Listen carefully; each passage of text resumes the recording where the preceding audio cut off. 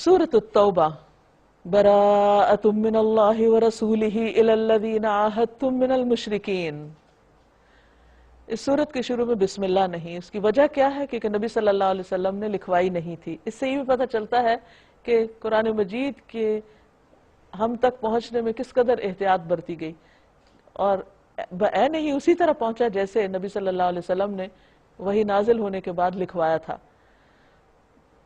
اس کے علاوہ بھی بہت سی وجوہات بتائی جاتی ہیں، لیکن اصل بات یہی ہے کہ جیسا آپ نے فرمایا ویسا ہی لکھا گیا اور ویسا ہی ہم تک پہنچا اور ویسے ہی ہم کو پڑھنا ہے۔ اعلان برات ہے اللہ اور اس کے رسول کی طرف سے ان مشرکین کو جن سے تم نے معاہدے کیے تھے۔ زندگی ہم سب کے لیے ایک امتحان ہے، اور زندگی کا ایک وقت مقرر ہے۔ جب کسی کا وقت پورا ہو جاتا ہے تو دنیا سے چلا جاتا ہے۔ تو جس طرح افراد کی زندگی کا ایک وقت ہے، اسی طرح اقوام کی زندگی کا بھی ایک وقت ہوتا ہے۔ جب کوئی پیغمبر کسی قوم کی طرف بھیجا جاتا ہے تو اس کا ایک وقت مقرر ہوتا ہے کہ اتنا وقت ہے اس قوم کے پاس، یا تو سنبھل جائے یا پھر اس کے عذاب کا فیصلہ ہو گیا۔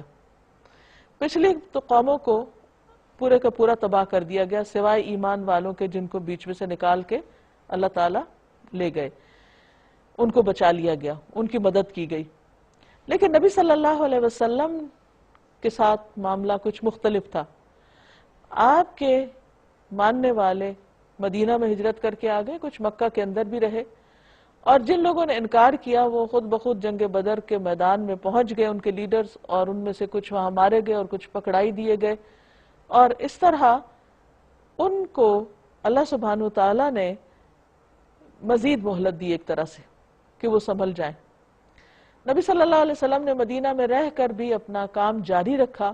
یہ سورت جو ہے یہ 9 ہجری میں نازل ہوئی ہے، بالکل آخری دور میں، جبکہ دین پوری طرح اسٹیبلش ہو چکا تھا۔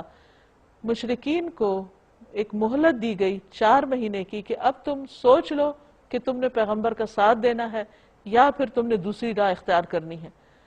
اب تمہارے ساتھ امن کے سارے معاہدے ختم ہونے لگے ہیں، اور خصوصاً ان کے ساتھ جنہوں نے تم سے معاہدے کیے اور پھر اس کے بعد ان کی پاسداری نہیں کی۔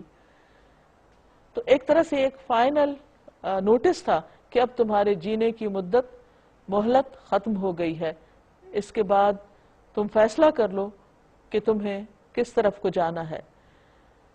فَسِیحُوا فِی الْأَرْضِ 4 أَشْهُرٍ، پس تم لوگ ملک میں 4 مہینے اور چل پھر لو، یہ مہلت ہے بس باقی تمہارے پاس، اور جان رکھو کہ تم اللہ کو عاجز کرنے والے نہیں ہو، اور یہ کہ اللہ منکرین حق کو رسوا کرنے والا ہے۔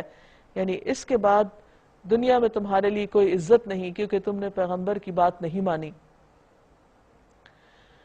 اطلاع عام ہے اللہ اور اس کے رسول کی طرف سے حج اکبر کے دن۔ حج اکبر حج کو کہتے ہیں، اور حج اصغر عمرے کو کہتے ہیں۔ یہ ضروری نہیں کہ کسی خاص دن میں حج آئے تو وہ حج اکبر بن جاتا ہے، کہ تمام لوگوں کے لیے کہ اللہ مشرکین سے بری ذمہ ہے اور اس کا رسول بھی۔ اب اگر تم توبہ کر لو تو تمہارے ہی لیے بہتر ہے، اور جو منہ پھیرتے ہو تو خوب سمجھ لو کہ تم اللہ کو عاجز کرنے والے نہیں ہو۔ اور اے نبی صلی اللہ علیہ وسلم، انکار کرنے والوں کو سخت عذاب کی خوشخبری سنا دو، بجز ان مشرکین کے جن سے آپ نے معاہدے کیے، پھر انہوں نے اپنے عہد کو پورا کرنے میں آپ کے ساتھ کوئی کمی نہیں کی اور نہ تمہارے خلاف کسی اور کی مدد کی۔ تو ایسے لوگوں کے ساتھ تم بھی مدت معاہدہ تک وفا کرو، یعنی ان کی مدت صرف 4 ماہ نہیں، زیادہ بھی ہو سکتی ہے، کیونکہ اللہ متقیوں ہی کو پسند کرتا ہے۔ یعنی یہ بات تقوی کے خلاف ہوگی کہ جنہوں نے تم سے معاہدے کی پابندی کی تم ان سے بلا وجہ معاہدہ ختم کرو، یعنی ان سے عہد شکنی نہیں کرنی۔ پس جب حرام مہینے گزر جائیں تو مشرکین کو قتل کرو، جہاں پاؤ انہیں پکڑو اور گھیرو، اور ہر گھات میں ان کی خبر لینے کے لیے بیٹھو۔ یہ کوئی عام جنگ نہیں تھی، یہ ایک طرح سے اللہ کا عذاب تھا ان مشرکین کے لیے جنہوں نے ساری مدتیں اور مہلتیں پوری کرنے کے بعد بھی پیغمبر کی دشمنی نہیں چھوڑی۔ فرمایا بس اب ان کی موت کا وقت ہے، انہیں ختم کر دیا جائے تاکہ دین پورے کا پورا اللہ کے لیے ہو جائے۔ اور یہ ایک مخصوص وقت اور حالات کے لیے یہ آیت نازل ہوئی تھی۔ پھر اگر وہ توبہ کر لیں اور نماز قائم کریں اور زکوٰۃ دیں تو انہیں چھوڑ دو، یعنی پھر ان کے ساتھ یہ سلوک نہیں ہوگا کہ انہیں جہاں پاؤ ختم کرو۔ اللہ درگزر کرنے والا اور رحم کرنے والا ہے۔ اور اگر مشرکین میں سے کوئی شخص پناہ مانگ کر تمہارے پاس آنا چاہے تاکہ اللہ کا کلام سنے تو اسے پناہ دے دو، یہاں تک کہ وہ اللہ کا کلام سن لے، یعنی آخر دم تک تم خیر کی بات پہنچا کر حجت تمام کرو، کہ کوئی آخری موقع بھی نہ رہ جائے کسی کے پاس کہ اس پر ظلم ہو۔ پھر اسے اس کے امن تک، امن کی جگہ یا اس کے ٹھکانے تک پہنچا دو۔ یہ اس لیے کرنا چاہیے کہ یہ لوگ علم نہیں رکھتے، ہو سکتا ہے جب قرآن سنے علم آ جائے تو ان کی اصلاح ہو جائے، کیونکہ اسلام اس لیے تو نہیں آیا کہ لوگوں کو ختم کر دیا جائے۔ نبی صلی اللہ علیہ وسلم رحمت للعالمین بنا کر بھیجے گئے ہیں، اس لیے تاکہ لوگوں کو اس دنیا اور آخرت میں امن نصیب ہو، اس لیے نہیں کہ ان کو ختم کر دیا جائے۔ یہ سب اللہ کی مخلوق ہیں، تو نبی صلی اللہ علیہ وسلم کی سنت کی اقتداء میں عام مسلمانوں کا بھی فرض بنتا ہے کہ وہ جو نہیں جانتے اسلام کے بارے میں پہلے ان کو اسلام کے بارے میں بتائیں۔ ان مشرکین کے لیے، یعنی جو نبی صلی اللہ علیہ وسلم کے مخاطب ہیں، اللہ اور اس کے رسول کے نزدیک کوئی عہد آخر کیسے ہو سکتا ہے بجز ان لوگوں کے جن سے تم نے مسجد حرام کے پاس معاہدہ کیا تھا، جب تک وہ تمہارے ساتھ سیدھے رہیں تم بھی ان کے ساتھ سیدھے رہو، کیونکہ اللہ متقیوں کو پسند کرتا ہے۔ مگر ان کے سوا دوسرے مشرکین کے ساتھ کوئی عہد کیسے ہو سکتا ہے، جبکہ ان کا حال یہ ہے کہ تم پر قابو پا جائیں تو نہ تمہارے معاملے میں کسی رشتہ داری کا لحاظ کریں نہ کسی معاہدے کی ذمہ داری کا، یعنی وہ دھوکے باز لوگ ہیں تو ان کے ساتھ پھر سختی سے نپٹا جائے گا۔ وہ اپنی زبانوں سے تم کو راضی کرنے کی کوشش کرتے ہیں مگر دل ان کے انکار کرتے ہیں، اور ان میں سے اکثر فاسق ہیں، یعنی اخلاقی حدود کی پاسداری نہیں کرتے، کوئی پابندی نہیں کرتے، ان کا کوئی دین ایمان نہیں، کوئی اخلاق نہیں، کوئی کردار نہیں، دھوکہ باز ہیں وہ، تو ان سے تو محتاط رہنا ضروری ہے۔ انہوں نے اللہ کی آیات کے بدلے تھوڑی سی قیمت قبول کر لی، پھر اللہ کے راستے میں سد راہ بن کر کھڑے ہو گئے۔ بہت برے کرتوت تھے جو یہ کرتے رہے۔ کسی مومن کے معاملے میں نہ یہ قرابت کا لحاظ رکھتے ہیں اور نہ کسی عہد کی ذمہ داری کا، اور زیادتی ہمیشہ انہی کی طرف سے ہوئی ہے۔ بس اگر یہ توبہ کر لیں اور نماز قائم کر لیں اور زکوٰۃ دیں تو تمہارے دینی بھائی ہیں۔ اس سے یہ پتہ چلتا ہے کہ صرف لا الہ الا اللہ کافی نہیں، اس کا ثبوت بھی ضروری ہے جو نماز اور زکوٰۃ کی صورت میں ہوگا۔ اسی لیے حضرت ابوبکر صدیق رضی اللہ تعالیٰ عنہ نے جن لوگوں نے زکوٰۃ سے انکار کیا تھا ان کے خلاف جنگ کی تھی، کیونکہ زکوٰۃ اسلام کا ایک بنیادی رکن ہے، اس کا انکار دین کی حدوں کو توڑنے کے برابر ہے۔ اور جاننے والوں کے لیے ہم اپنے احکام واضح کیے دیتے ہیں، اور اگر عہد کرنے کے بعد پھر یہ اپنے قسموں کو توڑ ڈالیں اور تمہارے دین پر حملے شروع کر دیں تو کفر کے علم برداروں سے جنگ کرو، کیونکہ ان کی قسموں کا کوئی اعتبار نہیں، شاید پھر تلوار کے زور سے ہی باز آئیں۔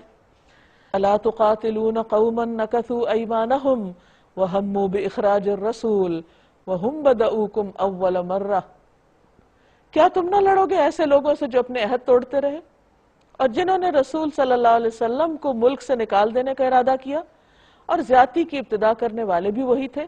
یعنی یہ جنگ کا جو اعلان تھا یہ کوئی ان پہ ظلم کرنے کے لیے نہیں تھا، ان کے سارے جرائم کی سزا کے طور پر تھا۔ کیا تم ان سے ڈرتے ہو؟ اگر تم مومن ہو تو اللہ اس کا زیادہ مستحق ہے کہ اس سے ڈرو، ان سے لڑو، اللہ تمہارے ہاتھوں سے ان کو سزا دلوائے گا، کیونکہ وہ مجرم ہیں، اور انہیں ذلیل و خوار کرے گا، اور ان کے مقابلے میں تمہاری مدد کرے گا، اور بہت سے مومنوں کے دل ٹھنڈے کرے گا، اور ان کے قلوب کی جلن مٹا دے گا، اور جسے چاہے گا توبہ کی توفیق بھی دے گا۔ اللہ سب کچھ جاننے والا اور دانا ہے۔ کیا تم لوگوں نے یہ سمجھ رکھا ہے کہ یوں ہی چھوڑ دیے جاؤ گے؟ حالانکہ ابھی اللہ نے تو یہ دیکھا ہی نہیں کہ تم میں سے کون وہ لوگ ہیں جنہوں نے اس کی راہ میں جاں فشانی کی اور اللہ اور رسول اور مومنوں کے سوا کسی کو جگری دوست نہ بنایا۔ جو کچھ تم کرتے ہو اللہ اس سے باخبر ہے۔ ما کان للمشرکین ان یعمروا مساجد اللہ، مشرکین کا یہ کام نہیں کہ وہ اللہ کی مسجدوں کے مجاور و خادم بنے، حالانکہ اپنے اوپر وہ خود کفر کی شہادت دے رہے ہیں۔ یعنی مسجدیں تو صرف ایک اللہ کی عبادت کے لیے بنی ہیں، تو جو شخص خود شرک کرتا ہو وہ مسجد کی خدمت کیسے کر سکتا ہے، اس کا حق کیسے دے سکتا ہے؟ ان کے تو سارے اعمال ضائع ہو گئے، کیونکہ شرک کے ساتھ کسی بھی قسم کی نیکی فائدہ نہیں دیتی، اور جہنم میں انہیں ہمیشہ رہنا ہے۔ اللہ کی مسجدوں کے آباد کار، مجاور اور خادم تو وہی ہو سکتے ہیں جو اللہ اور روز آخر کو مانے اور نماز قائم کریں اور زکوٰۃ دیں، پھر وہی شرائط، اور اللہ کے سوا کسی سے نہ ڈریں، انہی سے یہ توقع ہے کہ سیدھی راہ چلیں گے۔ تو اس سے یہ پتہ چلتا ہے کہ مسجدوں کی آبادی بذات خود ایک بہت نیکی کا کام ہے، جیسے ہمیں ایک حدیث سے پتہ چلتا ہے کہ آپ نے فرمایا اللہ تعالیٰ قیامت کے دن اعلان کریں گے میرے پڑوسی کہاں ہیں، میرے پڑوسی کہاں ہیں؟ فرشتے پوچھیں گے اے ہمارے رب کسے زیب دیتا ہے کہ وہ تیرے پڑوس میں آئے؟ اللہ تعالیٰ فرمائے گا مساجد کو آباد کرنے والے کہاں ہیں؟ کیا تم لوگوں نے حاجیوں کو پانی پلانے اور مسجد حرام کی مجاوری کرنے کو اس شخص کے کام کے برابر ٹھہرا لیا جو ایمان لایا اللہ اور روز آخر پر اور جس نے اللہ کی راہ میں جہاد کیا؟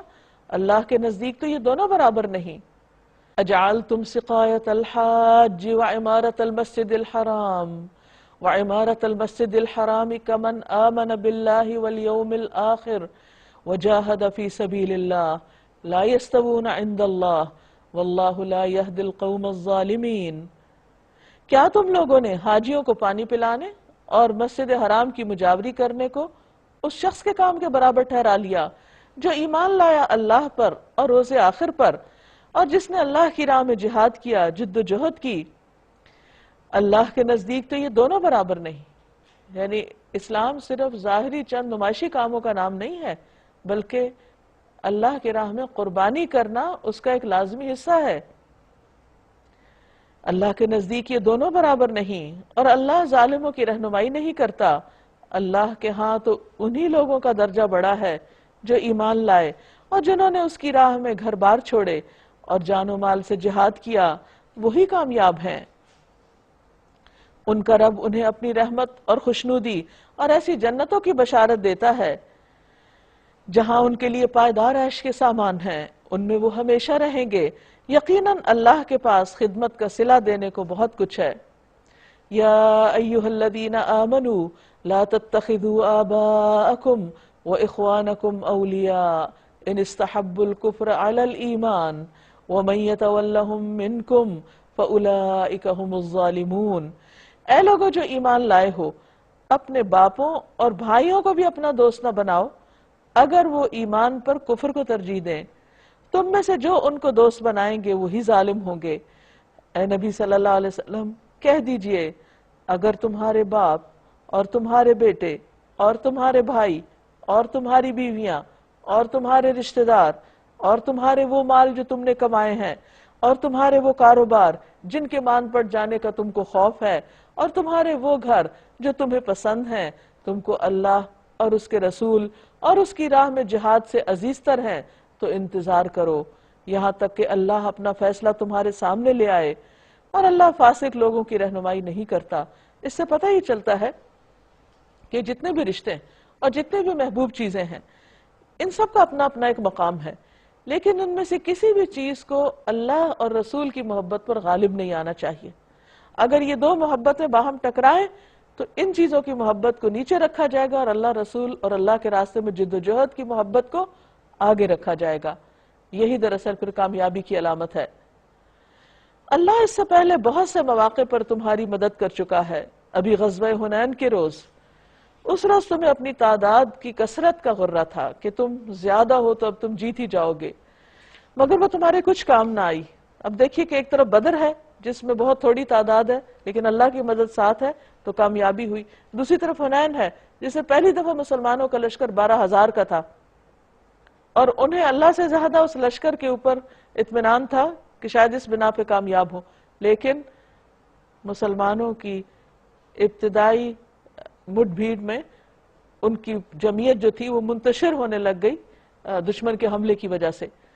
تو اللہ تعالیٰ فرماتے ہیں اور زمین اپنی وسعت کے باوجود تم پر تنگ ہو گئی اور تم پیٹ پھیر کر بھاگ نکلے، یعنی منتشر ہو گئے۔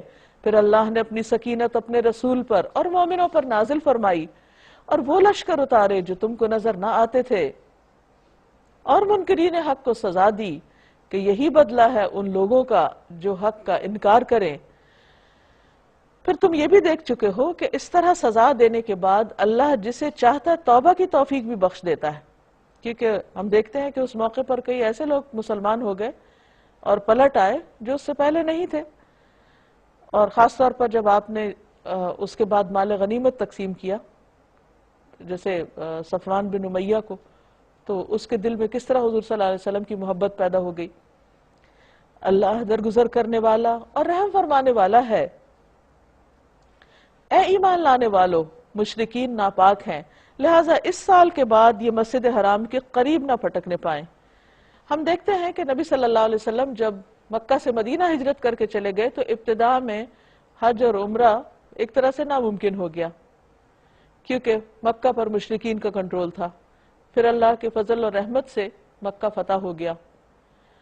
اب نبی صلی اللہ علیہ وسلم اور آپ کے ساتھیوں کے لیے عمرہ اور حج آسان ہو گیا، لیکن اس سے پہلے کہ نبی صلی اللہ علیہ وسلم بنفس نفیس خود حج کے لیے تشریف لاتے، مکہ میں چونکہ آپ کے آمد سے پہلے یعنی مکہ فتح ہونے کے بعد بھی مشرکین ابھی حرم میں آ جا رہے تھے حج عمرے کے لیے، لیکن اس سال اعلان کر دیا گیا کہ آئندہ کوئی بھی مشرک نہیں، جب ان سے معاہدے ختم ہوئے اور ان کا ایک طرح سے قصہ تمام کیا جانے لگا، تو پھر اس چیز سے منع کر دیا گیا کہ اب وہ شرک کے ساتھ مسجد حرام نہیں آ سکیں گے، اور جب ان کا آنا بند ہوا تو پھر اس پر نبی صلی اللہ علیہ وسلم نے حج کیا مکمل توحید کے ساتھ۔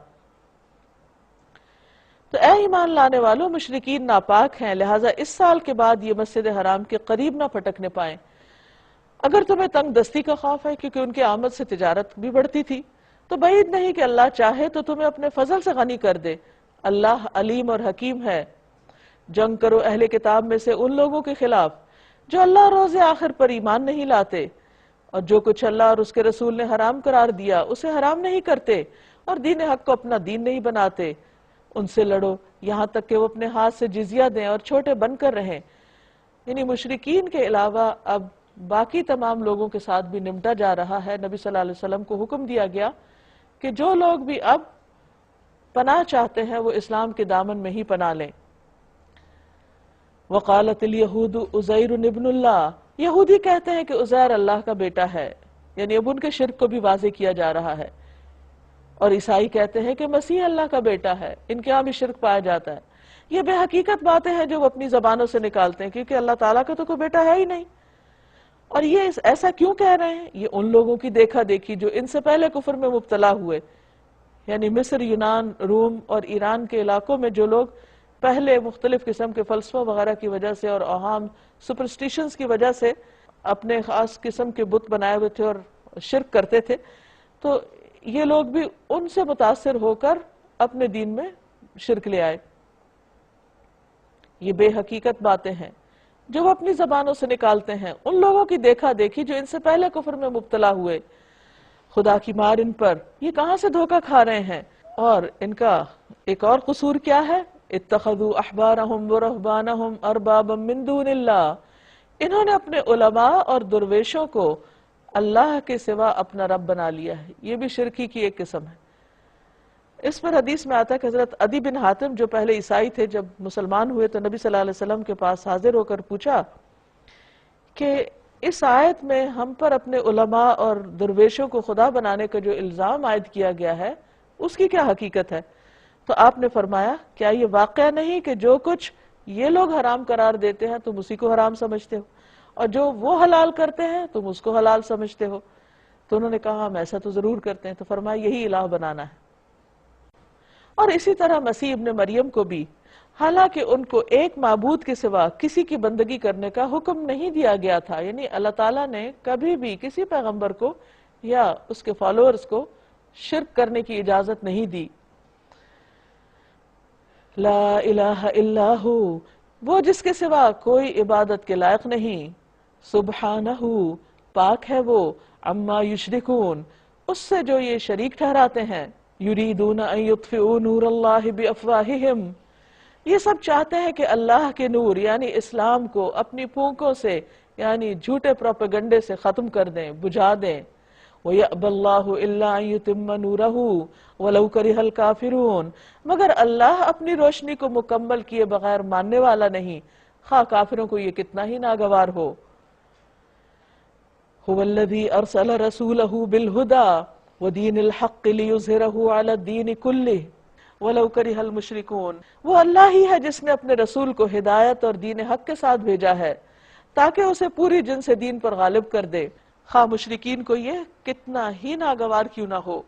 یا ایھا الذین آمنوا ان کثیرا من الاحبار والرہبان لیأکلون اموال الناس بالباطل ویصدون عن سبیل اللہ۔ اے ایمان والو، ان اہل کتاب کے اکثر علماء اور درویشوں کا حال یہ ہے کہ وہ لوگوں کے مال غلط طریقوں سے، باطل طریقوں سے کھاتے ہیں، یعنی رشوت لے کر ان کی مرضی کے مطابق فتوے دیتے ہیں۔ جس دو لوگوں میں جھگڑا ہو گیا، میاں بیوی میں، مثلا طلاق ہی کا مسئلہ یا کوئی اور، تو جو فریق غالب آ جائے وہ پیسے دے کے اپنی مرضی کے مطابق فتویٰ دلوا لے، اور اس کے علاوہ دوسرے طریقے بھی۔ تو فرمایا کہ یہ ریلیجس ایکسپلائٹیشن ہے، اور انہیں اللہ کی راہ سے روکتے ہیں، یعنی صحیح دین نہیں پھر بتاتے ان کو۔ دردناک سزا کی خوشخبری دے دو ان کو جو سونے اور چاندی جمع کر کے رکھتے ہیں، یعنی ان کے راہب اور ان کے جو دیندار طبقہ تھا وہ بھی اس خرابی میں مبتلا تھا کہ لوگوں سے جو نذرانے لوٹتے تھے وہ سب ڈھیر و مال کی شکل میں جمع کرتے جاتے اور انہیں خدا کی راہ میں خرچ نہیں کرتے۔ ایک دن آئے گا کہ اسی سونے چاندی پر جہنم کی آگ دہکائی جائے گی، پھر اسی سے ان لوگوں کی پیشانیوں اور پہلوؤں اور پیٹھوں کو داغا جائے گا۔ یہ ہے وہ خزانہ جو تم نے اپنے لیے جمع کیا تھا، لو اب اپنی سمیٹی ہوئی دولت کا مزہ چکھو۔ تو کنز کہتے اس مال کو جس کی زکوٰۃ نہ دی جائے، اور جس مال سے زکوٰۃ نہیں دی جائے گی وہ مال قیامت کے دن اس شخص کو کاٹے گا بھی سانپ کی شکل میں، اور اسی طرح جہنم کی آگ میں تپا کے اس کو داغا جائے گا، جیسے ایک حدیث میں بھی وضاحت آتی۔ رسول اللہ صلی اللہ علیہ وسلم نے فرمایا، جو سونے یا چاندی والا اس میں اس کا حق ادا نہیں کرتا، اس کے لیے قیامت کے دن آگ کی تختیاں بنائی جائیں گی اور ان کو جہنم کی آگ میں خوب گرم کیا جائے گا، اور ان سے اس کے پہلو، پیشانی اور پشت کو داغا جائے گا۔ جب وہ ٹھنڈی ہو جائیں گی تو ان کو دوبارہ گرم کیا جائے گا۔ اس دن برابر ہی عمل اس کے ساتھ ہوتا رہے گا جس کی مقدار 50,000 سال کے برابر ہے۔ حقیقت یہ ہے کہ مہینوں کی تعداد جب سے اللہ نے آسمان و زمین کو پیدا کیا، اللہ کے نوشتے میں 12 ہی ہے۔ جیسے کہ آپ جانتے ہیں کہ سورۃ التوبہ 9 ہجری میں بالکل آخری سورتوں میں سے ہے، اور اس میں بہت سی چیزوں کی اصلاح بھی کی گئی۔ تو اس میں خاص طور پر اہل عرب کی ایک اور رسم جو نسیح کی رسم تھی، جس میں وہ تاریخوں کو تبدیل کر دیتے تھے، اس رسم کو بھی درست کیا گیا، یعنی اس کا بھی خاتمہ کیا گیا اور اصلاحات کی گئیں۔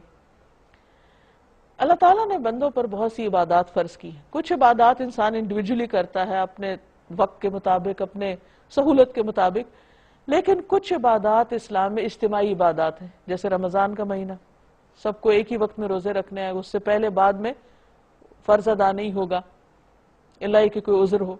اسی طرح حج، وہ ایک مخصوص تاریخ پر ہی سب کو کرنا ہے۔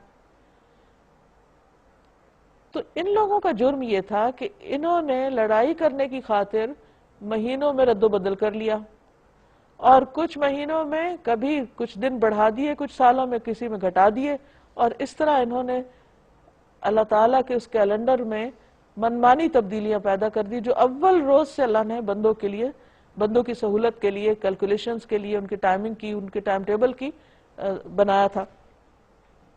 تو اللہ تعالیٰ نے اس کی اصلاح کرتے ہوئے فرمایا، حقیقت یہ ہے کہ مہینوں کی تعداد جب سے اللہ نے آسمان و زمین کو پیدا کیا، اللہ کے نوشتے میں 12 ہی ہے، یعنی 13 مہینے نہیں، کیونکہ ایک مہینہ یہ بڑھا لیتے تھے کیلنڈر میں، اور ان میں سے 4 مہینے حرام ہیں جن میں جنگ نہیں کی جا سکتی۔ یہی ٹھیک ضابطہ ہے، لہٰذا ان 4 مہینوں میں اپنے اوپر ظلم نہ کرو، یعنی جس وجہ سے ان کی حرمت برقرار رکھی گئی اس مقصد کو جانو، پہچانو، اور اس حرمت کو ضائع نہیں کرو۔ اور مشرکوں سے سب مل کر لڑو جس طرح وہ سب مل کر تم سے لڑتے ہیں، یعنی ان مہینوں میں چونکہ جنگ کرنا منع تھی، لیکن اگر وہ ان مہینوں میں جنگ کریں گے تو تمہیں جواب دینا ہوگا اپنے دفاع میں۔ اور یاد رکھو، جان لو کہ اللہ متقیوں کے ساتھ ہے۔ نصیحت و کفر میں ایک مزید کافرانہ حرکت ہے جس سے یہ کافر لوگ گمراہی میں مبتلا کیے جاتے ہیں۔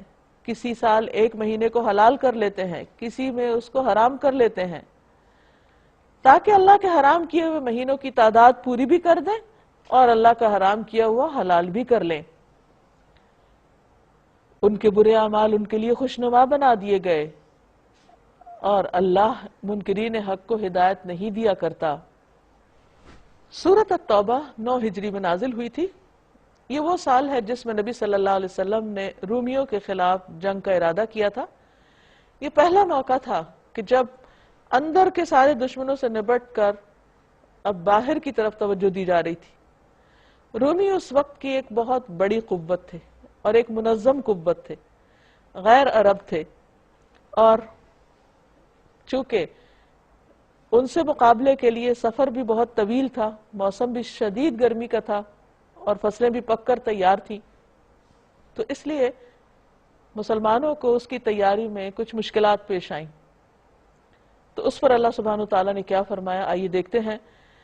یا ایھا الذین آمنوا، اے لوگو جو ایمان لائے ہو، ما لکم، کیا ہو گیا تم کو، اذا قیل لکم انفروا فی سبیل اللہ، جب تم سے کہا گیا کہ اللہ کے راستے میں نکلو، یعنی جنگ تبوک کے لیے، اذ ثاقلتم الی الارض، تو تم زمین سے چمٹ کر رہ گئے. وجہ کیا تھی؟ سفر بہت دور کا تھا، فصلیں تیار تھیں، گرمی کا موسم تھا، تو بہت مشکل تھی. فرمایا اردیتم بالحیات الدنیا من الآخرہ، کیا تم نے آخرت کے مقابلے میں دنیا کی زندگی کو پسند کر لیا؟ فما متاع الحیات الدنیا فی الآخرۃ الا قلیل، ایسا ہے تو تمہیں معلوم ہو کہ دنیاوی زندگی کا یہ سب سر و سامان آخرت میں بہت تھوڑا نکلے گا. اگرچہ بہت بڑی قربانی ہے، لیکن آخرت کی کامیابی کے مقابلے میں کچھ بھی نہیں. الا تنفروا، اگر تم نہیں نکلو گے، يعذبكم عذابا علیما، تو وہ تم کو دردناک عذاب دے گا. ويستبدل قوما غیرکم، اور تمہاری جگہ کسی اور گروہ کو اٹھائے گا. یعنی اللہ کے دین کا کام تم پر منحصر نہیں کہ تم کرو گے تو ہوگا، اللہ کسی اور کو پیدا کر دے گا. اب آپ دیکھیے کس کو خطاب ہے، یہ ان لوگوں کو جنہوں نے سال ہا سال قربانیاں کی ہیں، ان کے ساتھ یہ معاملہ کیا جا رہا ہے. تو اس سے پتہ یہ چلتا ہے کہ مومن کی جدوجہد موت تک جاری رہتی ہے. انسان یہ نہیں کہہ سکتا میرا پاسٹ بہت اچھا تھا اور میں نے دین کی بڑی خدمت کر رکھی ہے، لہٰذا اگر اب میں سستی بھی کر لوں تو کوئی بات نہیں. نہیں، مرتے دم تک سٹرگل ضروری ہے. رسول اللہ صلی اللہ علیہ وسلم نے فرمایا، جس نے دنیا کو طلب کیا اس نے آخرت میں تکلیف پائی، اور جس نے آخرت کو طلب کیا اس نے دنیا میں تکلیف پائی. بس فانی تکلیف برداشت کر لو باقی کے بدلے. فرمایا اگر تم نہیں اٹھو گے اللہ کسی اور گروہ کو لے آئے گا. اللہ اکبر. یہ وہ لوگ ہیں جو مختلف جنگوں میں جاتے رہے ہیں. اب چونکہ ایک مشکل مرحلہ ہے تو تھوڑی سی ایک ہچکچاہٹ تھی، ایسا نہیں تھا کہ انکار تھا، لیکن کچھ سوچ میں پڑ گئے تھے. تو اس پر بھی اللہ سبحانہ وتعالیٰ نے فرمایا کہ ٹھیک ہے، تم نہیں نکلتے تو کوئی اور نکلے گا، کوئی اور یہ کام کر لے گا. وہ ہر چیز پر قدرت رکھتا ہے. تم نے اگر نبی صلی اللہ علیہ وسلم کی مدد نہیں کی تو کچھ پرواہ نہیں، کوئی فرق نہیں پڑتا. اللہ اس کی مدد اس وقت کر چکا ہے جب کافروں نے اسے نکال دیا تھا، یعنی مکہ سے ہجرت کے موقع پر، جب وہ صرف 2 میں کا دوسرا تھا. یعنی 2 لوگ تھے صرف، نبی صلی اللہ علیہ وسلم اور ابو بکر صدیق رضی اللہ تعالی عنہ. جب وہ دونوں غار میں تھے، جب وہ اپنے ساتھی سے کہہ رہا تھا غم نہ کر، اللہ ہمارے ساتھ ہے. یہ نبی صلی اللہ علیہ وسلم کی زندگی کا ایک انتہائی مشکل مرحلہ تھا. جب آپ مکہ سے نکلے تو آپ نے غار ثور میں پناہ لی، اور کفار ڈھونڈتے ڈھونڈتے اس کے قریب پہنچ گئے. ہر کونا انہوں نے چھان مارا، ہر رستہ انہوں نے دیکھ لیا، تو بالآخر اتنے قریب پہنچ گئے کہ حضرت ابوبکر گھبرا اٹھے کہ اللہ کے رسول صلی اللہ علیہ وسلم اگر یہ اپنے پاؤں کی طرف دیکھیں گے تو ہم نظر آ جائیں گے، ان کو کیا بنے گا، ہم تو پکڑے گئے، دشمن سر پہ ہے. تو اس وقت بھی نبی صلی اللہ علیہ وسلم اطمینان کی حالت میں تھے اور حضرت ابوبکر کو تسلی دے رہے تھے کہ غم نہ کرو، اللہ ہمارے ساتھ ہے، ہمیں کچھ نہیں ہوتا. توکل کی عظیم مثال. اتنے خوف میں بھی اور اتنے کلوزسٹ دشمن جو سر پہ آ گیا، اس وقت بھی اتنا بھروسہ اللہ پر کہ اللہ بچائے گا، کچھ نہیں ہوتا. فرمایا جس رب نے اس بے یار و مددگاری کے عالم میں مدد کی تو کیا وہ اب نہیں کرے گا؟ وہ اب بھی کرے گا. تم اپنی جگہ اور اپنے مستقبل کو دیکھ لو کہ تمہارا کیا ہوگا. اللہ تو اپنے نبی کی ہر حال میں مدد فرمائے گا. اور اس موقع پر جو حضرت ابو بکر صدیق رضی اللہ تعالیٰ عنہ نے نبی صلی اللہ علیہ وسلم کا ساتھ دیا، تو یہ ایک رات اتنی زبردست تھی کہ اس کے بارے میں ایک روایت میں آتا ہے کہ ایک مرتبہ حضرت عائشہ رضی اللہ تعالیٰ عنہ نبی صلی اللہ علیہ وسلم کے ساتھ باہر تھیں اور اندھیری رات میں، تو آسمان پر ستارے چمک رہے تھے، تو انہوں نے حضور صلی اللہ علیہ وسلم سے پوچھا کہ کیا ان ستاروں جیسی بھی کسی کی نیکیاں ہیں؟ تو آپ نے فرمایا ہاں، عمر کی۔ تو ان کے دل میں تھوڑا سا آیا کہ پھر میرے والد کا؟ تو آپ نے فرمایا کہ ابو بکر کی صرف ایک رات کی نیکیاں، وہ رات جو انہوں نے اس خوف کے عالم میں میرے ساتھ گزاری تھی، وہ عمر کی عمر بھر کی نیکیوں سے زیادہ ہے۔ تو حضرت عمر کہا کرتے تھے کہ ابو بکر وہ ایک رات مجھے دے دیں، ایک بہت بڑا اعزاز تھا۔ تو جو کام جتنی مشکل کے ساتھ کیا جاتا ہے اس کا ریوارڈ اتنا ہی بڑا ہوتا ہے۔ تو انسان کو کبھی بھی دین کے کام میں پیچھے نہیں رہنا چاہیے۔ اللہ تعالیٰ کی عبادت، اس کے لیے تو بہت سارے فرشتے ہیں اور بے شمار مخلوقات اس کے آگے سجدے میں ہیں، لیکن یہ ہمارا شرف اور اعزاز ہے کہ اللہ تعالیٰ ہم سے کوئی کام لے لے اور ہم کوئی قربانی کر سکیں۔ تو اس موقع پر اللہ تعالیٰ نے ان کی مدد ایسے لشکروں سے کی جو تم کو نظر نہ آتے تھے، اور کافروں کا بول نیچا کر دیا، اور اللہ کا بول تو اونچا ہی ہے، وہ کلمۃ اللہ ہی العلیٰ، اور اللہ زبردست حکمت والا ہے۔ انفروا خفافا وثقالا وجاہدوا باموالکم وانفسکم فی سبیل اللہ، نکلو خواہ ہلکے ہو یا بوجھل، یعنی جب حکم آ گیا تو جس بھی حال میں ہو نکلو اور جہاد کرو اللہ کی راہ میں اپنے مالوں اور اپنی جانوں کے ساتھ، یہ تمہارے لیے بہتر ہے اگر تم جانو۔ اصل میں یہ سارے مواقع انسان کے امتحان کے ہوتے ہیں کہ انسان اللہ کے دین کے لیے کیا دیتا ہے، اپنی جان یا مال میں سے کیا پیش کرتا ہے، کیونکہ اس کے بدلے میں اللہ نے جنت رکھی ہے بندے کے لیے۔ تو جنت کوئی معمولی چیز ہے؟ تو اتنا بڑا ریوارڈ کس کے لیے؟ نکمے لوگوں کے لیے جو قربانی کے موقع پہ پیچھے بیٹھے رہیں؟ نہیں، ان کے لیے جو واقعی ثابت کریں کہ وہ اس کے مستحق ہیں، اس انعام کے۔ بہرحال اب یہ ہے کہ عام روزمرہ زندگی میں آپ دیکھیے کہ ہم جس سے محبت کرتے ہیں اس کے لیے کوئی بھی قربانی کرنے سے دریغ نہیں کرتے۔ مثلا ایک شخص کا اگر بچہ بیمار ہو تو وہ اپنے پیسے سنبھال کے تھوڑی رکھے گا، وہ تو عمر بھر کی کمائی لگا دے گا کہ اس کو صحت ہو جائے، اگر ساری پراپرٹی بھی جاتی ہے تو چلی جائے، انسان قیمتی ہے کیونکہ اس سے محبت زیادہ ہے مال سے۔ بیٹی کی شادی ہو تو انسان کیا کہتا ہے کہ نہیں مجھے اپنے پیسے بچا کے رکھنے، اس وقت انسان سب کچھ خرچ کرنے کو تیار ہو جاتا ہے۔ تو کیا اللہ کا دین بیٹے اور بیٹی سے کم درجے کا ہے کہ انسان اس کے لیے کچھ قربان نہ کرے اور اس کے لیے اپنا جان مال بچا کے رکھے؟ تو جہاں بھی جس بھی قسم کی خدمت کا موقع آئے تو انسان کا یہ امتحان ہوتا ہے کہ اپنی ذات سے بڑھ کر، اپنی اولاد سے بڑھ کر، اپنے آرام اور عشرت سے بڑھ کر کیا اللہ کے دین کی مدد اور خدمت کر رہا ہے، یا پھر صرف کنوینئنس کے ساتھ کہ جہاں سوٹ کرتا ہے وہاں کر لے اور باقی سب چھوڑ دیا۔ تو یہاں پر فرمایا کہ جو کچھ بھی ہے اس کے ساتھ اللہ کی راہ میں نکلو۔ اے نبی صلی اللہ علیہ وسلم، اگر فائدہ آسان ہوتا، یعنی جلد حاصل ہونے والا ہوتا اور سفر ہلکا ہوتا تو وہ ضرور تمہارے پیچھے چلنے پہ آمادہ ہو جاتے، مگر ان پر تو یہ رستہ بہت کٹھن ہو گیا۔ اب وہ خدا کی قسمیں کھا کر کہیں گے، یعنی اب یہ منافقین کی طرف اشارہ ہے، اگر ہم چل سکتے تو یقیناً تمہارے ساتھ چلتے۔ وہ اپنے آپ کو ہلاکت میں ڈال رہے ہیں پیچھے رہ کر۔ اللہ خوب جانتا ہے کہ وہ جھوٹے ہیں، انہیں چلنا نہیں تھا، انہیں کچھ کرنا نہیں تھا، یہ صرف بہانہ بازی کر رہے ہیں۔ عفا اللہ عنک لما اذنت لہم، اللہ آپ کو معاف کر دے، آپ نے انہیں کیوں رخصت دے دی جب یہ بہانے کر رہے تھے کہ ہم نہیں جا سکتے، کوئی کہہ رہا ہے میرا بچہ بیمار ہے، کوئی کہہ رہا ہے کہ مجھے یہ پریشانی ہے، تو آپ ان کو اجازت نہ دیتے تو ان کا نفاق کھل کے سامنے آ جاتا، کیونکہ انہوں نے جانا تو تھا ہی نہیں، تاکہ تم پہ کھل جاتا کہ کون لوگ سچے ہیں اور جھوٹوں کو بھی تم جان لیتے۔ جو لوگ اللہ اور روز آخر پر ایمان رکھتے ہیں وہ تو کبھی تم سے یہ درخواست نہ کریں گے۔ سچے کھرے مومن تو کبھی بھی یہ نہیں کہیں گے کہ اچھا دین کا نقصان ہوتا ہے تو ہو ہم اپنی جان مال بچا کے رکھیں، اگر دین نہیں تو جان مال کس کام کا؟ تو جو لوگ اللہ اور روز آخر پر ایمان رکھتے ہیں وہ تو کبھی تم سے یہ درخواست نہ کریں گے کہ انہیں اپنے جان و مال کے ساتھ جہاد کرنے سے معاف رکھا جائے۔ اللہ متقی لوگوں کو خوب جانتا ہے۔ ایسی درخواستیں تو صرف وہی لوگ کرتے ہیں جو اللہ اور روز آخر پر ایمان نہیں رکھتے، جن کے دلوں میں شک ہے اور وہ اپنے شک میں ہی آ جا رہے ہیں، متردد ہو رہے ہیں، کبھی سوچتے ہیں چلے جائیں، کبھی کہتے ہیں نہیں نہیں مشکل ہے، اور ڈاما ڈول ہیں، کوئی ڈیسیژن نہیں لے پا رہے۔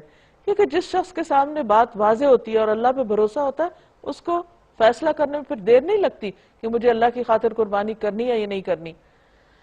اگر واقعی ان کا نکلنے کا ارادہ ہوتا تو وہ اس کے لیے کچھ تیاری کرتے، لیکن اللہ کو ان کا اٹھنا پسند ہی نہ تھا، کہ اللہ بھی نہیں چاہتا تھا کہ ایسی جگہ پر یہ جائیں اور فتنہ فساد کریں، کیونکہ ان کے جذبے ہی نہیں تھے۔ تو ہوتا یہ ہے کہ جب کسی کام میں کچھ ایسے لوگ شامل ہو جائیں جو سست ہوں، جن کی مرضی نہ ہو، تو وہ دوسروں کو بھی ڈیمورلائز کر دیتے ہیں اور پھر کام کرنے میں رکاوٹیں کھڑی کر دیتے ہیں۔ تو اس لیے اللہ تعالیٰ نے ایک ایسا سخت امتحان ڈالا کہ واقعی صرف سچے لوگ ہی وہاں تک پہنچے، تاکہ ہر کوئی نکھر کے سامنے آ جائے کہ کون کس کیٹیگری سے تعلق رکھتا ہے۔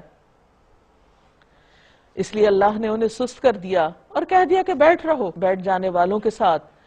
اگر وہ تمہارے ساتھ نکلتے تو تمہارے اندر خرابی کے سوا کسی چیز میں اضافہ نہ کرتے، وہ تمہارے درمیان فتنہ پردازی کے لیے دوڑ دھوپ کرتے، اور تمہارے گروہ کا حال یہ ہے کہ ابھی اس میں بہت سے ایسے لوگ موجود ہیں جو ان کی باتیں کان لگا کے سنتے ہیں۔ اللہ ان ظالموں کو خوب جانتا ہے، یعنی وہ نبی صلی اللہ علیہ وسلم اور دین کے خلاف پروپیگنڈا کر کے اچھے بھلے ایمان والوں کو بھی بہکانے کی کوشش کرتے ہیں، پیچھے لے جانے کی۔ اس سے پہلے بھی ان لوگوں نے فتنہ انگیزی کی کوششیں کی ہیں اور تمہیں ناکام کرنے کے لیے یہ ہر طرح کی تدبیروں کا الٹ پھیر کر چکے ہیں، یہاں تک کہ ان کی مرضی کے خلاف حق آ گیا اور اللہ کا کام ہو کر رہا۔ ان میں سے کوئی ہے جو کہتا ہے مجھے رخصت دے دیجئے اور مجھ کو فتنے میں نہ ڈالیے۔ ان میں سے ایک شخص تھا جد بن قیس، وہ آ کے ایک بہانہ کرنے لگا اور کہنے لگا کہ میں عورتوں کے معاملے میں بہت کمزور ہوں، میں نے سنا ہے کہ رومیوں کی عورتیں بہت خوبصورت ہیں، آپ مجھے نہ لے جائیے، وہاں کوئی گڑبڑ نہ ہو جائے، خرابی نہ ہو جائے، میں فتنے میں نہ پڑ جاؤں۔ یعنی کہ بالکل فضول قسم کے بہانے تھے کہ جو عقل میں بھی نہیں آتے۔ سن رکھو، فتنے میں تو یہ لوگ پڑے ہوئے ہی ہیں، یعنی یہ فتنے سے بچنے کی باتیں کرتے ہیں، یہ تو آلریڈی فتنے میں پڑے ہوئے ہیں۔ اور جہنم نے ان کافروں کو گھیر رکھا ہے، تمہارا بھلا ہوتا ہے تو انہیں رنج ہوتا ہے، کیونکہ یہ دل سے تم سے حسد کرتے ہیں اور تمہاری کامیابی پر خوش نہیں۔ تم پہ کوئی مصیبت آتی ہے تو یہ منہ پھیر کر خوش خوش پلٹتے ہیں اور کہتے جاتے ہیں کہ اچھا ہوا ہم نے پہلے ہی اپنا معاملہ ٹھیک کر لیا تھا اور ہم نقصان سے بچ گئے۔ ان سے کہیے تم ہمارے معاملے میں جس چیز کے منتظر ہو وہ اس کے سوا کیا ہے کہ دو بھلائیوں میں سے ایک بھلائی، یعنی یا تو ہم کامیاب ہو کر لوٹیں یا پھر شہید ہوں تو اللہ کے ہاں بڑے مرتبے پائیں۔ اور ہم تمہارے معاملے میں جس چیز کے منتظر ہیں وہ یہ ہے کہ اللہ خود تم کو سزا دیتا ہے یا ہمارے ہاتھوں دلواتا ہے۔ اچھا تو اب تم بھی انتظار کرو اور ہم بھی تمہارے ساتھ منتظر ہیں۔ قُلْ أَنفِقُوا طَوْعًا أَوْ كَرْهًا لَن يُتَقَبَّلَ مِنْكُمْ إِنَّكُمْ كُنْتُمْ قَوْمًا فَاسِقِينَ۔ ان سے کہو تم اپنے مال خواہ راضی خوشی خرچ کرو یا بکراہت کرو، ناپسندیدگی کے ساتھ۔ اصل میں یہ تھا کہ منافقین مسلمانوں سے بھی امن میں رہنا چاہتے تھے، اس لیے وقتاً فوقتاً کچھ نہ کچھ خرچ کرتے رہتے تھے۔ تو بتا دیا گیا کہ تم خرچ کرو یا نہ کرو، ان کے دیے ہوئے مال قبول نہیں ہوں گے، کیونکہ اللہ تعالیٰ ایمان والوں کا ہی قبول کرتا ہے۔ کیا وجہ؟ ان کے دیے ہوئے مال قبول نہ ہونے کی کوئی وجہ اس کے سوا نہیں کہ انہوں نے اللہ اور اس کے رسول سے کفر کیا ہے۔ تو کفر یا شرک کے ساتھ صدقات قبول نہیں ہوتے۔ نماز کے لیے آتے ہیں تو کسمساتے ہوئے آتے ہیں، اور راہ خدا میں خرچ کرتے ہیں تو بادل ناخواستہ کرتے ہیں۔ ان کے مال و دولت اور ان کی کثرت اولاد دیکھ کر دھوکہ نہ کھاؤ، اللہ تو یہ چاہتا ہے کہ انہی چیزوں کے ذریعے سے ان کو دنیا کی زندگی میں بھی مبتلا عذاب کرے، اور یہ جان بھی دیں تو انکار حق کی حالت میں ہی دیں۔